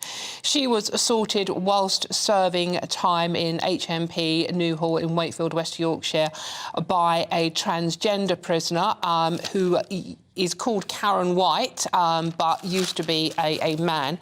And she was attacked in the exercise yard, sexually assaulted. And she is saying, it's without doubt there are some men, predatory men, who are using the transgender legislation to prey on very vulnerable women in women's prisons. So good for her for talking out about it. As I say, she was in for GBH. She has drug issues. She's incredibly vulnerable. And in 2018 at Leeds Court, the person who was accused of assaulting her was given life for raping 2 women outside the jail and sexually assaulting 2 inmates at Newhall the previous year. So good on Laura for talking out, because this is the thing that women are constantly being told won't happen. So, what's the solution then? Do we get gender-neutral prisons? Because quite clearly you can't going forward have this situation where transgender women who still have penises and have been convicted of sexual violence against women then put in prison with women, and yet they also can't go to a male prison because they are transgender. There aren't any easy answers, are there? Presumably that's the simple solution: a separate wing of the ladies' prison that is for transgender prisoners if they've sexually assaulted someone. It's a very good idea. Why don't they sort that out? New rules are coming in today, aren't they? Banning transgender women from female prisons, extended when they come into force today, and they will. Covering restrictions, it gets very messy, doesn't it? Covering restrictions, covering trans women who have male genitalia still or who have committed sexual offences. They will not be going to women's prisons. Absolutely. But, as I said, look, they're going to be in solitary confinement in any case, aren't they? Sex offenders often are. So they could be in solitary in a male prison if they've got male genitalia. I'm sorry, you're not anywhere near vulnerable women. I don't care. Sorry. Said it. Let's talk about parking your car or having your car looked after at an airport, Biggins. Well, this is an absolutely shocking story. This is in the Sun. Yes, in the Sun. And what it is, you take your car to this company called Kangaroo Parking, and you go away on your holiday. You take the car there first, you park it, and you think that's good. It's in a safe, because the car park looks lovely. It's in a safe place. They leave it somewhere. You see where it's being left, and you leave, and then within an hour, someone takes that car and puts it on the road. What do you mean puts it on the road? Well, they use it for their own personal use. Just parking it. Well, you don't know that. They're not saying that, but I'm sure that they do use it for their own personal use. But they shift you from a car park to a street, to a public road where it could be smashed. It could be all sorts of things could happen. It could be stolen. You're doing in good faith. You're thinking that your car is going to be in a safe place during the 2 weeks you're away on holiday. And I think it's discredited. They charge you a lot of money, whereas you could just park the car park on a single yellow line for nothing. My question, what is your spirit animal? Bear with me on this. Do you have a spirit animal? If you were an animal, what would you be? Is it to do with parking? Lion. No, I'm on to the next one. Oh, I'm sorry. What would you be? I'd be... Beaver. Something cuddly. Do you know what I would like to be? And I love this animal, is a giraffe. There you go. I was going to say... You're not tall enough to be a giraffe. How dare you? It's your spirit animal. He might feel tall. He might identify Exactly. as tall. Thank you very much. I was going to say otter. But it turns out otters are quite violent. They're quite violent. Why would you be an otter? I think they're so beautiful. And, there's some at the wetlands in London. If you go and watch them, they hold hands and they float and swim, and I love otters. Yeah, well, this one's quite a vicious little thing, evidently. This is villagers in a village called Martock in Somerset are being terrorised by a killer otter from hell. It's not killing the villagers, it's killing the koi carp, which are very expensive things, evidently. One chap lost a koi carp worth £5,000 worth. One's called Big Pepper. Any case, this is this But I suppose the otter doesn't know that. No. The otter just sees a big juicy fish. It might well have done. It might have thought, I'm going for Big Bertha today. What do you reckon?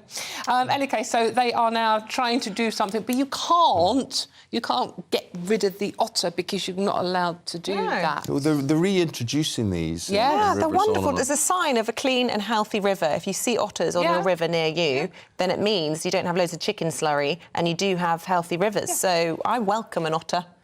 Obviously, because you have a great feeling for them. So, you know what? You'd love an otter. I'd love a baby shark. Oh. In the 1960s, there was an advert which was very magical. It was like the titles for Bewitched, the TV series. Yeah, that's right. It was. Yes. It was like stars and things. Yes. And it was.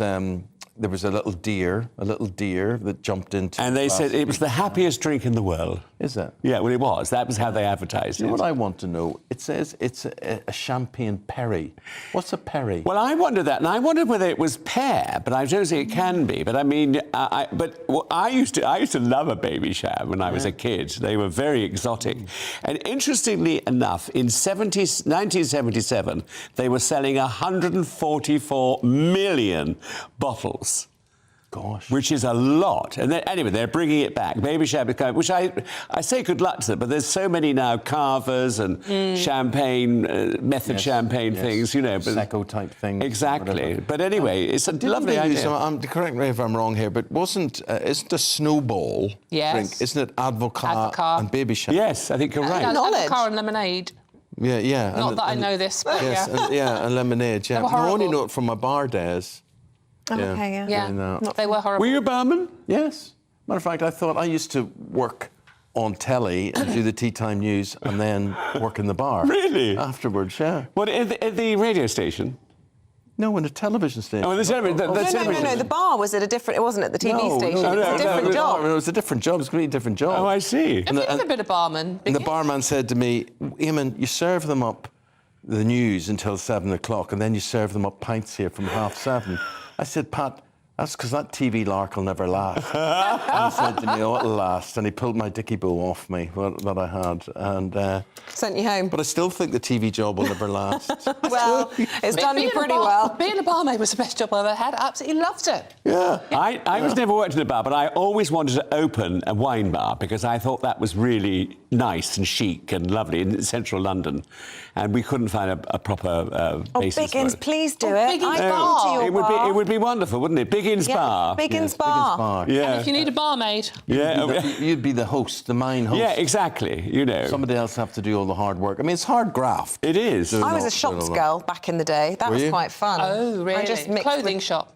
No, shots. Oh, shot girl. You know, in the bar, walked around God. with the tray full of shots and selling them to the squaddies and whoever else was in the pub. So little sexy outfits and stuff.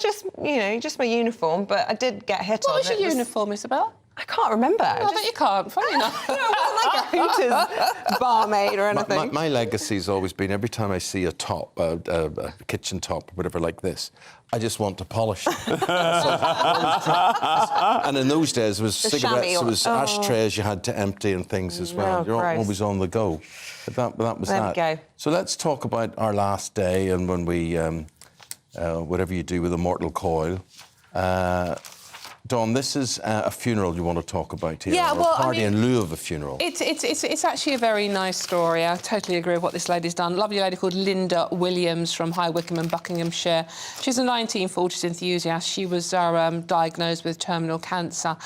But rather than say for a funeral, plan a funeral, she decided to have a massive party for all her friends. And so but she got very poorly before the party was due, so she had a cardboard cutout of herself commissioned just in case she didn't make it.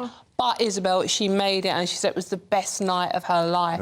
And it was all 40s themed, and she said, I don't regret it for a single second. I mean, sort of like, you know, she's in a care home now, in a hospice, and she said it's the only way to go out. So bittersweet, isn't it lovely? We're having a big party for you, Eamonn, soon. Well, is he on his way out and no one's told me? Wouldn't surprise me. It's my worst nightmare. 11 minutes now before 9 o'clock. Bye-bye, guys. We've got to Bye, Eamonn. Thank you, Dawn Bye, and Eamonn. Christopher there. Top stories are these. In 10 minutes' time, households will find out whether or not they're expected to pay around 20% more. That's roughly £500 on energy bills from April. At 9 o'clock, energy regulator Ofgem will announce a price cap drop on the amount suppliers can charge by around £1,000 from April the 1st. However, bills are expected to rise despite this, as the government's energy price guarantee only partially protects consumers from paying the full price cap. 16 and 17-year-olds can no longer wed or enter a civil partnership in England or Wales from today, even with parental consent. The law change means it's now a crime to exploit children by forcing them into an arranged marriage. Tesco customers can now buy testing kits to self-diagnose conditions from thyroid problems to bowel cancer in a first for a UK retailer. The supermarket will stock self-diagnostic tests on its website and across more than 500 stores nationwide. It comes amid mounting pressure on the NHS with record-long waiting times.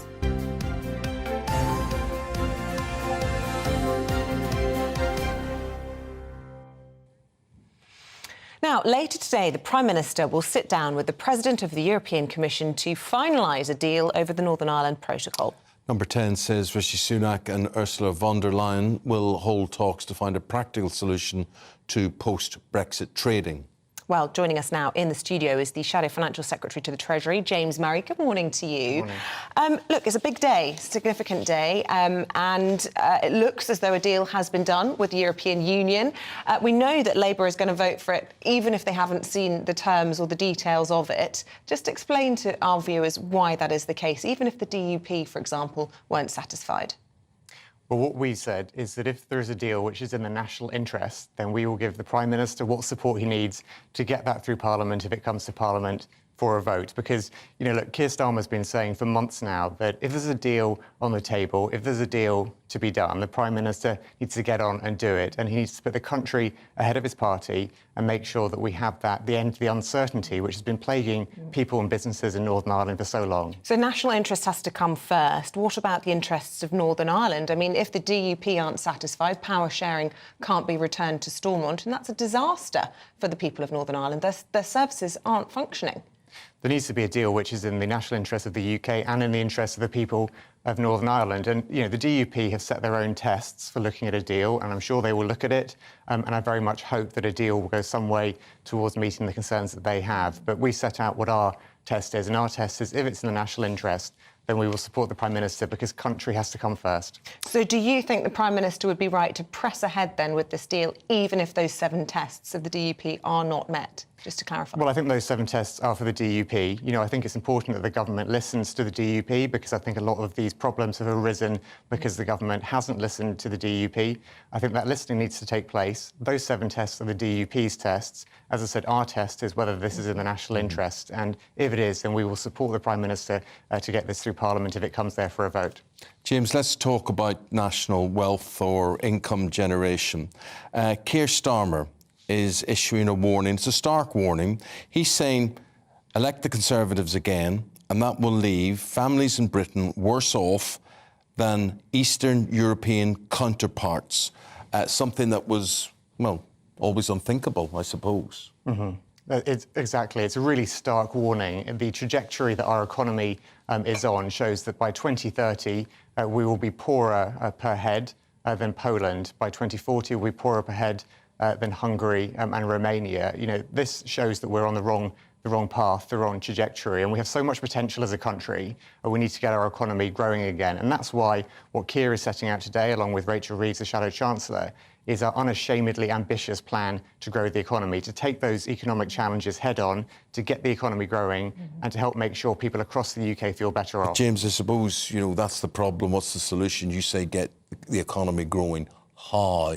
Jobs, more disposable income, less tax. How? Well, we're setting out all of the detail of our policy. To give you a few key examples, number 1, economic stability, because we've seen the huge damage caused by the lack of economic stability, by the economic chaos of last year under Liz Truss.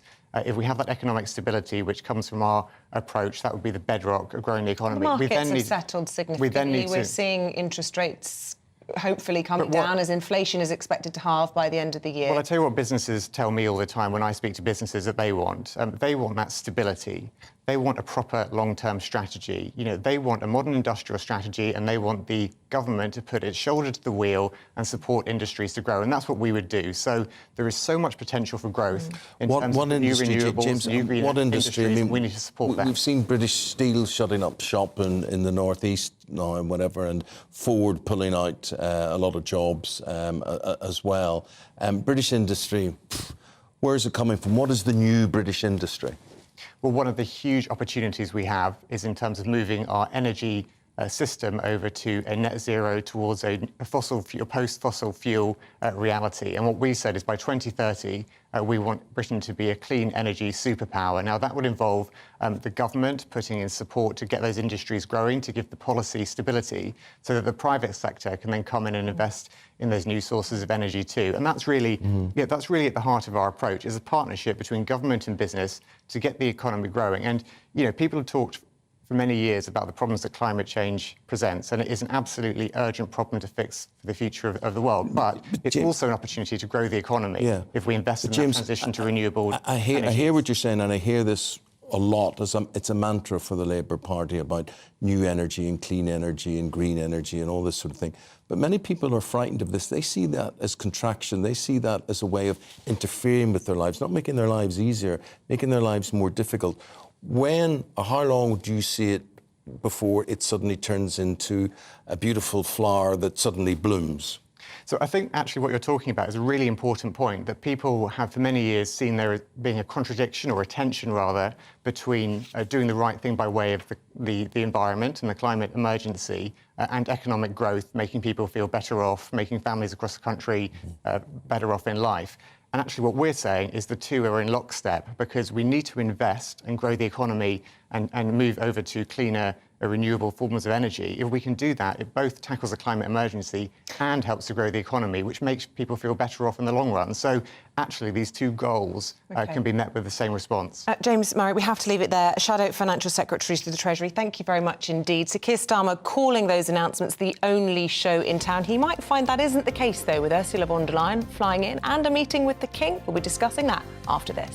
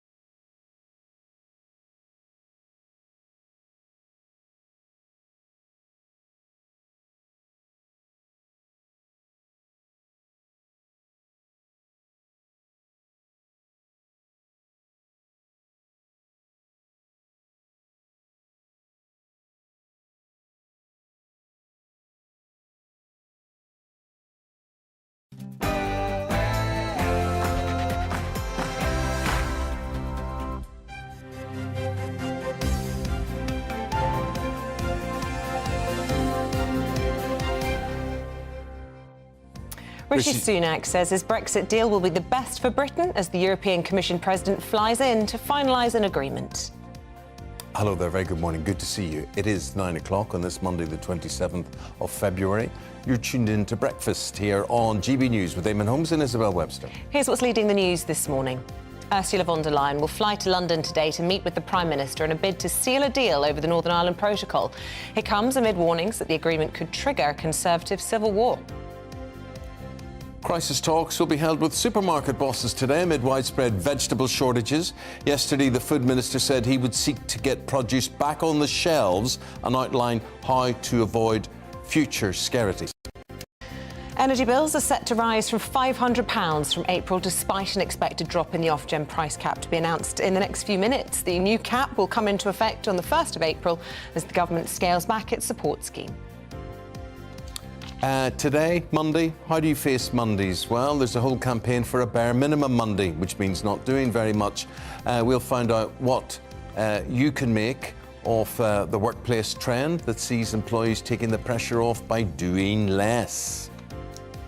And we'd love to hear from you. You've got half well, an we hour are to do hearing, that. and people aren't. At GBNews. People aren't happy about this. No, they really aren't. There's not a lot of love for this. If you said it's an embarrassment, no wonder we're on our knees, etc. Yeah, apparently it's new trends, new thought, and it's sort of people who are under 30, sort of saying, look, we don't really want to work. It used to be that people just would be appreciative of a job, and now, of course, it's not. No, I don't think I'll do that. I don't think I'll do that. Back don't fancy that. Day.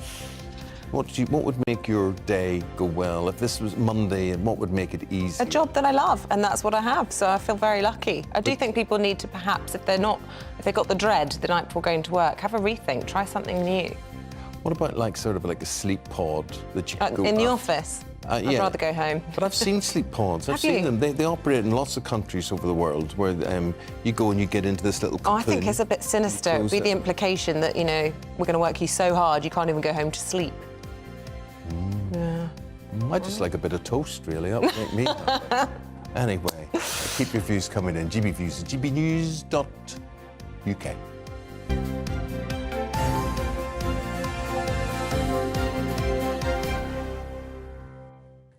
So it is our top story today. The EU chief will fly to London to meet with the Prime Minister as he prepares to unveil a new Brexit deal. OK, he's going to meet with the EU Commission President, Ursula von der Leyen.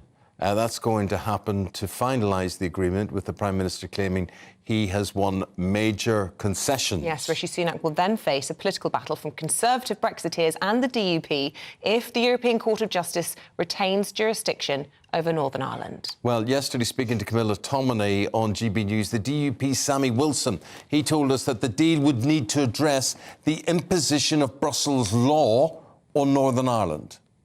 What we do know is that there doesn't appear to have been any deal on this central issue which affects Northern Ireland, and that is the imposition of EU law. All of the problems that we face with not able to get goods from GB, checks on goods coming from GB, and disruption to our economy stems from the fact that we're under a different set of laws than the rest of the United Kingdom, and therefore checks are required to make sure we're complying not with British law but with Brussels law. Sammy Wilson. Now, earlier this morning, and ahead of his new show on GB News on this very channel tonight, at 8 o'clock tonight, we spoke to former Brexit Minister Jacob Rees-Mogg. I think his show, he's known in here as JRM. Yeah. Everybody's saying to me, JRM. I said, well, what is a JRM? The what is it? Mogster. It is it. But anyway, he's on at 8 o'clock, and he told us that the success of any potential deal would depend on the Democratic Unionist Party's support. If it means that they can opt out of EU laws and that therefore only law that is approved within Northern Ireland will remain law in Northern Ireland, that's absolutely fine. That would be a big step forward. If, on the other hand, it's merely a delay to an enforcement process that comes later, then that wouldn't be fine. If they have the first, that would be better than Norway's got. So that would be a real achievement if they have an absolute veto. Well, we'll have to see what the DUP does, because the DUP are the key decision makers in this. Well, joining us for some more analysis is our political correspondent, Tom Harwood. And I suppose you could judge JRM, or Jacob Rees-Mogg, as a bit of a bellwether for what kind of reception this is going to get from the Conservative Party for Rishi Sunak. What's your assessment of how it's going to go down? Yes, certainly. We're going to be looking at a lot of key figures. Jacob Rees-Mogg, one of them. Boris Johnson, another. Marc Francois, the chairman of the European Research Group, another one, as well as, of course, what the DUP say. However, a lot of these individuals will be taking their time to look over the text of any agreement as it is made public. I wouldn't expect snap judgments or quick decisions necessarily, because this is a complicated negotiation that has gone on for over a year. From the government's point of view, though, however, this is potentially more of a presentational exercise. Ursula von der Leyen isn't flying across to the United Kingdom to haggle over the final text of the deal. This has likely already been decided. This is now the presentation of it. A meeting in Downing Street first between Ursula von der Leyen and Rishi Sunak, and then a trip to Berkshire, where there will be a press conference. And clearly some big questions over how much has changed, what will be the legal effect of these changes, because we are expecting there's no real treaty change. This is almost a supplementary agreement in terms of how that original protocol is interpreted in law. The UK government's argument has always been that the way in which the protocol has been interpreted has been overzealous, without enough sensitivity to the particulars in Northern Ireland. So there will be a lot to read into in terms of the particulars of the deal. We know a lot about these red lanes and green lanes. We know a lot about potential changes to how VAT may be levied, what rules and regulations will be in place in Northern Ireland, and how different they may be from the European Union. A lot of moving parts and a lot of time, really, that will be needed to pore over these details. Look, a lot of people will say that Rishi Sunak has achieved what no other Conservative Prime Minister has managed to achieve in recent years. But equally, if it does unleash war within the party, a lot of people say he's completely mad. So what is it? Is he brave? Is he a genius? Or is he mad? I mean, the jury's out.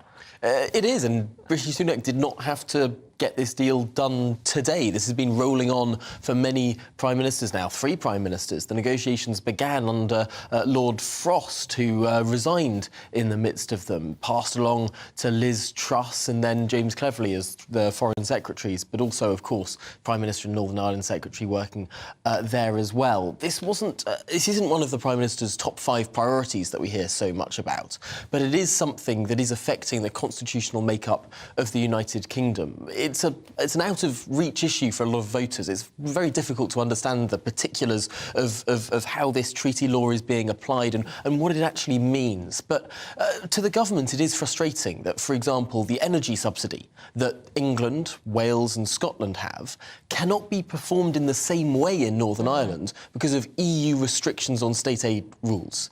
In the same way that Wales, Scotland and England are getting free ports, Northern Ireland can't have the same free ports that Brexit enabled because it's still under so much EU law. There are many different ways in which the protocol is hampering Northern Ireland's integration with the rest of the United Kingdom, and it will be really fascinating to see the detail here in terms of how much that will actually change. There is another integration which people tend not to talk about, and that is the unionist fear that Northern Ireland has been integrated into the Republic of Ireland, which is part of the European Union. Now, what sort of say does the Irish Prime Minister, Leo Varadkar, have on all of this? Well, of course, Leo Varadkar was key in achieving the Brexit and unlocking the Brexit deadlock back in 2019. You remember he went off to the northwest of England, had that quiet meeting with Boris Johnson that sort of unpicked talks and delivered that deal. The trouble is, the part of the deal that seemed a little bit less comprehensive was that part over Northern Ireland. And you're right to say that there are fears of integration with the Republic, because every day that the EU passes new laws, and they've passed hundreds of new laws since we've left, the United Kingdom, even if it doesn't change any old EU law, stays still. But Northern Ireland, within the United Kingdom, still has that new EU law pouring in. So you get that divergence between Great Britain and Northern Ireland, simply because Great Britain's staying still on that, and the EU keeps passing more and more law. So that's a real concern. And, of course, Leo Varadkar will have been feeding into these talks, this process. He's, of course, sits on the European Council, which has discussed this with the Commission. But again, how that EU law is applied in Northern Ireland and to what extent there is a democratic mechanism for rejecting any of it will be really key in the understanding of this deal. All right, thanks for explaining all of that, as ever, Tom Harwood. Thanks, Tom. Appreciate that. We'll know more as the day progresses. 10 minutes past 9. Let's bring you up to date with today's top stories. And the leader of the Labour Party, Sir Keir Starmer, will say people in the UK could be poorer than those in Eastern Europe without what he's called his only show-in-town growth plan. Mr Starmer will use a speech in London to set out how his economic vision will lead Britain out of the Conservative low-wage, high-tax doom loop.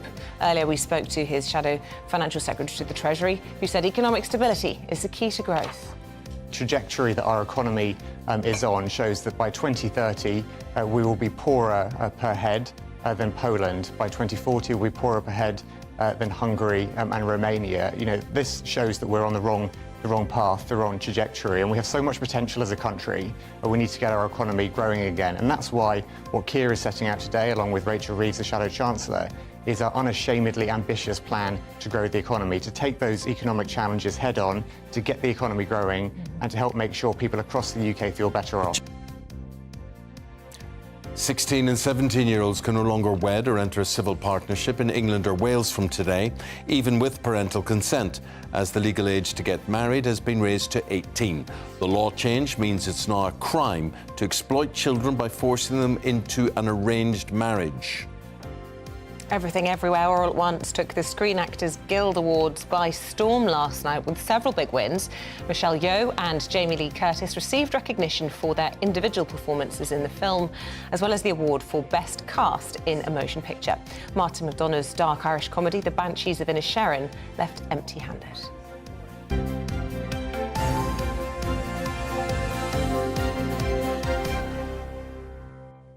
OK, breaking news. Those figures just in. Ofgem have announced they are lowering the energy price cap from $4,279 to $3,280 for the average household. What does this mean for all of us? Let's speak now to the consumer champion, Will Hodson, who joined us again in the studio. Looks like good news, but actually, for average Joe, we'll see no difference in what we're paying. That's right, because there are two layers of protection for the British consumer when it comes to energy bills. What we're talking about here is the Ofgem price cap. That follows wholesale prices. And the problem is wholesale prices went out of control last year. So the government stepped in and said you won't be paying £4,000, £5,000, £6,000. Instead, you'll pay the rates under our energy price guarantee if they are lower. And they are lower. They're still lower, so that's what we're paying. But the controversy, and what's going to leave people scratching their heads this morning is, whilst the Ofgem price cap has gone down by £1,000 per year, from April, the energy price guarantee is going to go up by £500 a year. OK, so that will only be for, 2 or 3 months before it sort of... That's for a quarter. That's for a quarter. OK. If you were to look into your crystal ball to see what's going to happen to wholesale prices in the future, it looks very, very likely that from the autumn, the energy price guarantee is going to be effectively over because the Ofgem price cap is going to dip below the level of the energy price guarantee. Now, this is significant because it means the government will no longer have to subsidise our energy bills. Now, that implies that maybe there's more money in the coffers than we thought for the government to maintain the current rates of the energy price guarantee rather than putting them up by £500. Yes, so that's a 20% increase, and for an ordinary person, that's, I mean, already people are making difficult choices, aren't they, about how to heat and whether to eat or heat, you know, at the moment. And so that seems like a sensible move, perhaps, from the Treasury to extend it. There are calls for that. Yeah, exactly. So, I mean, you have to put yourself in the shoes, if you will, of Jeremy Hunt, who's called in by Liz Truss last year to be Chancellor, and it's a point of absolute panic. There's been a run on the pound, and a large part of the reason for that was we had this energy price guarantee, which stood to keep bills at £2,500 for 2 years for every house in the country when the wholesale prices looked as though they should cost £5,000, £6,000. That's why he said, we've got to put the energy price guarantee up because we're exposed. Now, because the wholesale prices have come down, the exposure has come down dramatically. The energy price guarantee could still cost £30 billion for the government, but it looked like it might top £100 billion. I think there is therefore headroom for the government to be a bit more generous and freeze these rates, as you suggest, Isabel, for another 3 months. Sounds like there's some possible good news in there, deep down, if we would look hard enough for it. But we have to wait and see exactly how this plays out. As always, thank you very much. Will Hodgson, consumer champion, how to save it. Thank you very much. 9:15 is the time. Right after the break, we've got the children's television presenter Molly Rainford, and she's talking about a campaign which encourages children to send positivity through the post. It's an anti-bullying campaign. Her thoughts on that and how it's going to operate right after this short break.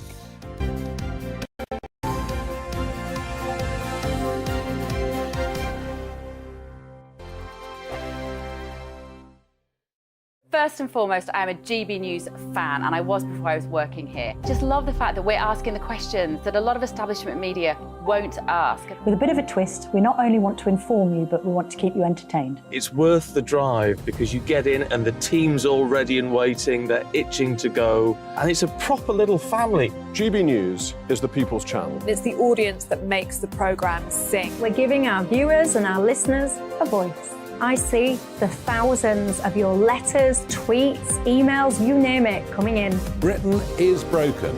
How on earth did we get into this mess? But more importantly, how do we get out of it? The establishment had their chance. Now we're here to represent you. It's time for something different. It's time for GB News. I'm very patriotic. I believe in Britain. Our best days lie ahead. Britain's watching. Britain's watching. Join us here on GB News. The People's Channel. Britain's news channel. I'm Andrew Doyle.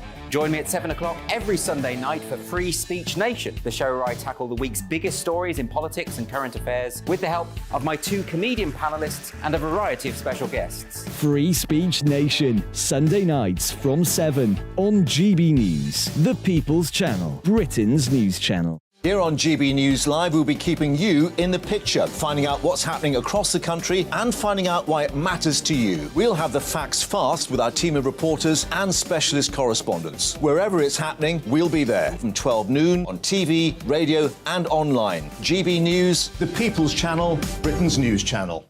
I'm Michael Portillo. Join me on GB News on a Sunday morning for topical discussion, debate, arts and culture, and sometimes even ethical dilemmas. I don't always agree with you, Michael. Michael Portillo, Sundays on GB News, the People's Channel, Britain's news channel. Hello, I'm Michelle Dewberry, and you can join me every weekday 6 till 7 on Jubes and Kerr. You're an inspiration to us all. Clip that bit up. Well, you are. That's my ringtone. My political ambitions are, those days are gone, I can tell you. She's only teasing. Go on. He's probably going to want to lay down now. I'll give him 2 minutes to have one. Let's respectfully disagree. That's what we like on Jubes and Kerr. Come and join us. GB News, the People's Channel. Michelle Dewberry, weekday evenings at 6 o'clock. I'm Simon Evans. Join me on GB News for Headliners at 11 p.m. What's the scoop? I'll be joined by 2 of the country's top comedians. That's right. As we take a look at tomorrow's newspapers tonight. We're going to get into trouble. If it's a big story, we'll be covering it. Spill some tea on him. There we go. But we'll also have some fun. I wouldn't stick up a bank. My father didn't love me. So anyway. Headliners every night from 11 on GB News, the People's Channel, Britain's news channel. Join me, Nana Akue, Saturday and Sunday afternoons on GB News. Expect fiery debate and passionate discussion as me and my panel tackle some of the biggest topics hitting the headlines. It's a place for everyone's opinion. No one gets cancelled, but no one gets an easy ride. Oh, she's on it today. Be ready for conversations that are fierce, frank, and of course, fun. Every Saturday and Sunday afternoon from 4 p.m. on GB News, the People's Channel.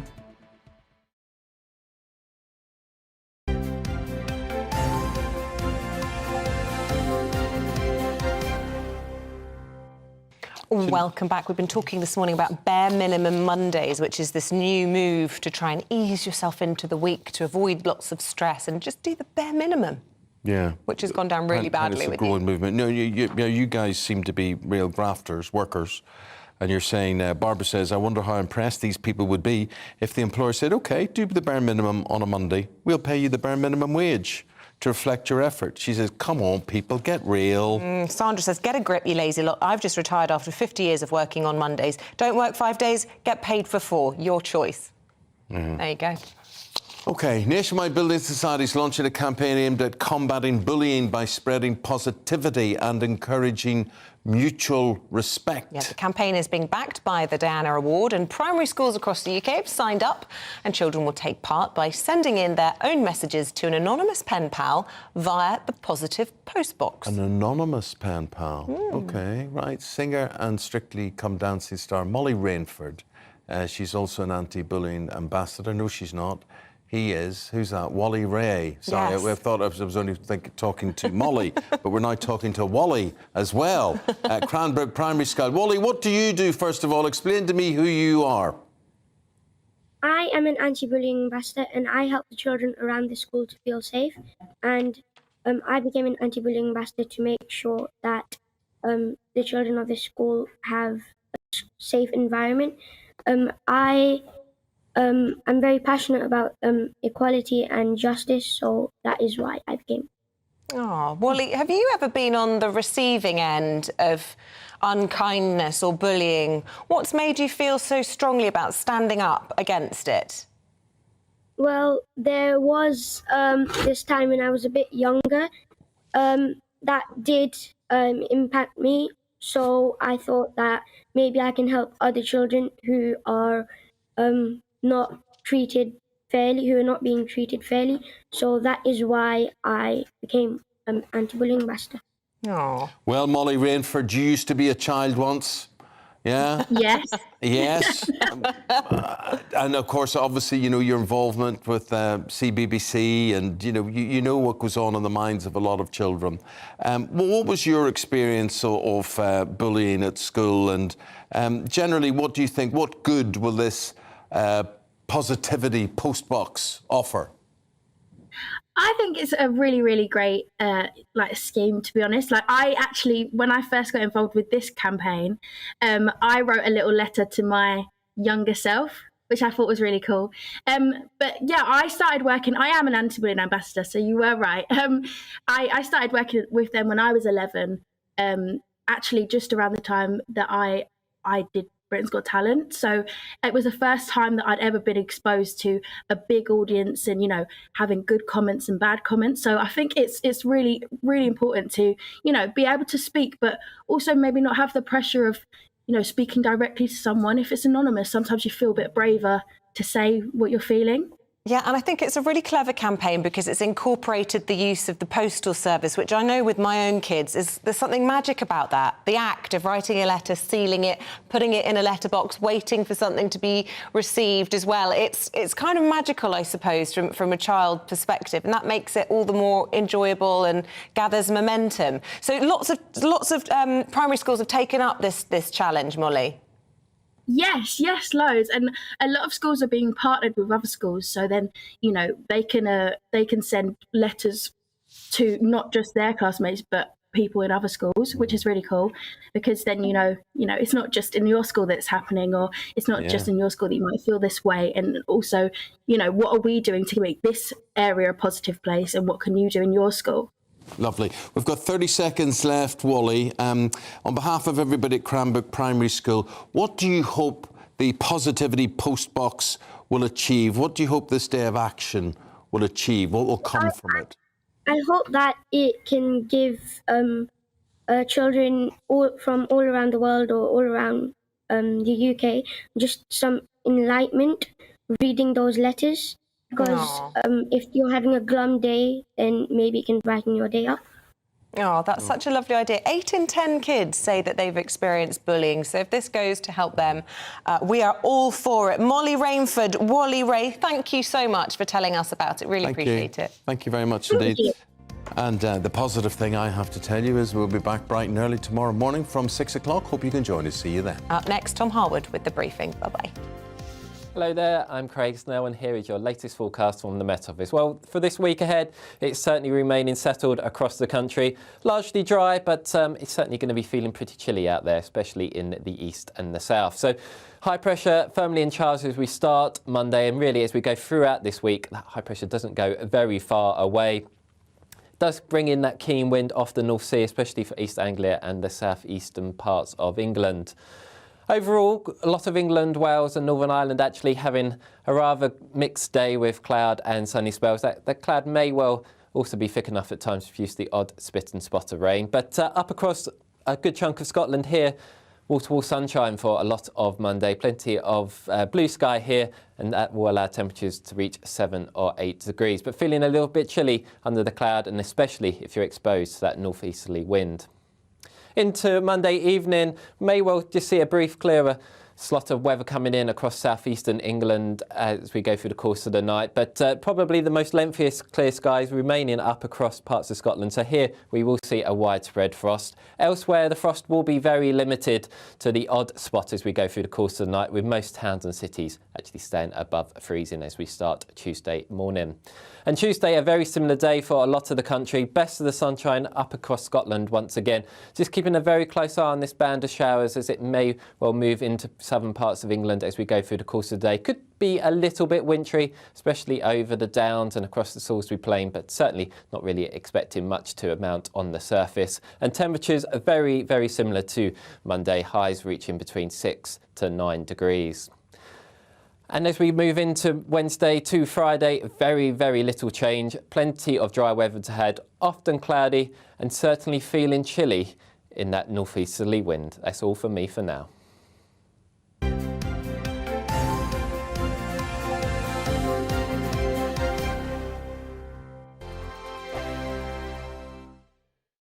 It's all about family, being in people's living rooms, all the interaction and getting to know who our viewers and listeners are. When I was young, my dad used to say, "Nana, stop arguing." I wanted an outlet that would enable me to give my opinion. People are going through a really hard time right now, and I know that you don't feel like you're being listened to by the establishment. I came to GB News because it's the People's Channel, and I want the audience to have their say on the events of the day. We're dynamic. We do something different. Democracy shows that the wisdom of the nation is in its people. I get to travel to find out what the story is from a personal perspective. The British people aren't fools. We know when we're not being told the full story. We've got to work out how Britain moves forward from this. It's the best country in the world. The establishment had their chance. Now we're here to represent your views. Britain's watching. Britain's watching. Britain's watching. We're proud to be GB News. The People's Channel. Britain's news channel. GB News has its own late-night paper preview show, Headliners, where comedians take you through the next day's top news stories. You don't have to bother reading the newspaper, we've got it covered for you. Headliners, every night at 11 p.m. and repeated every morning at 5 a.m. We won't send you to sleep like some of the other paper review shows out there. GB News, the People's Channel, Britain's news channel. Hi, Andrew Pierce here. Join me every Friday lunchtime for a proper no-nonsense debrief of the week's events. With special guests in the studio and the GB News team on the ground, I'll be getting you up to date with news, some intelligence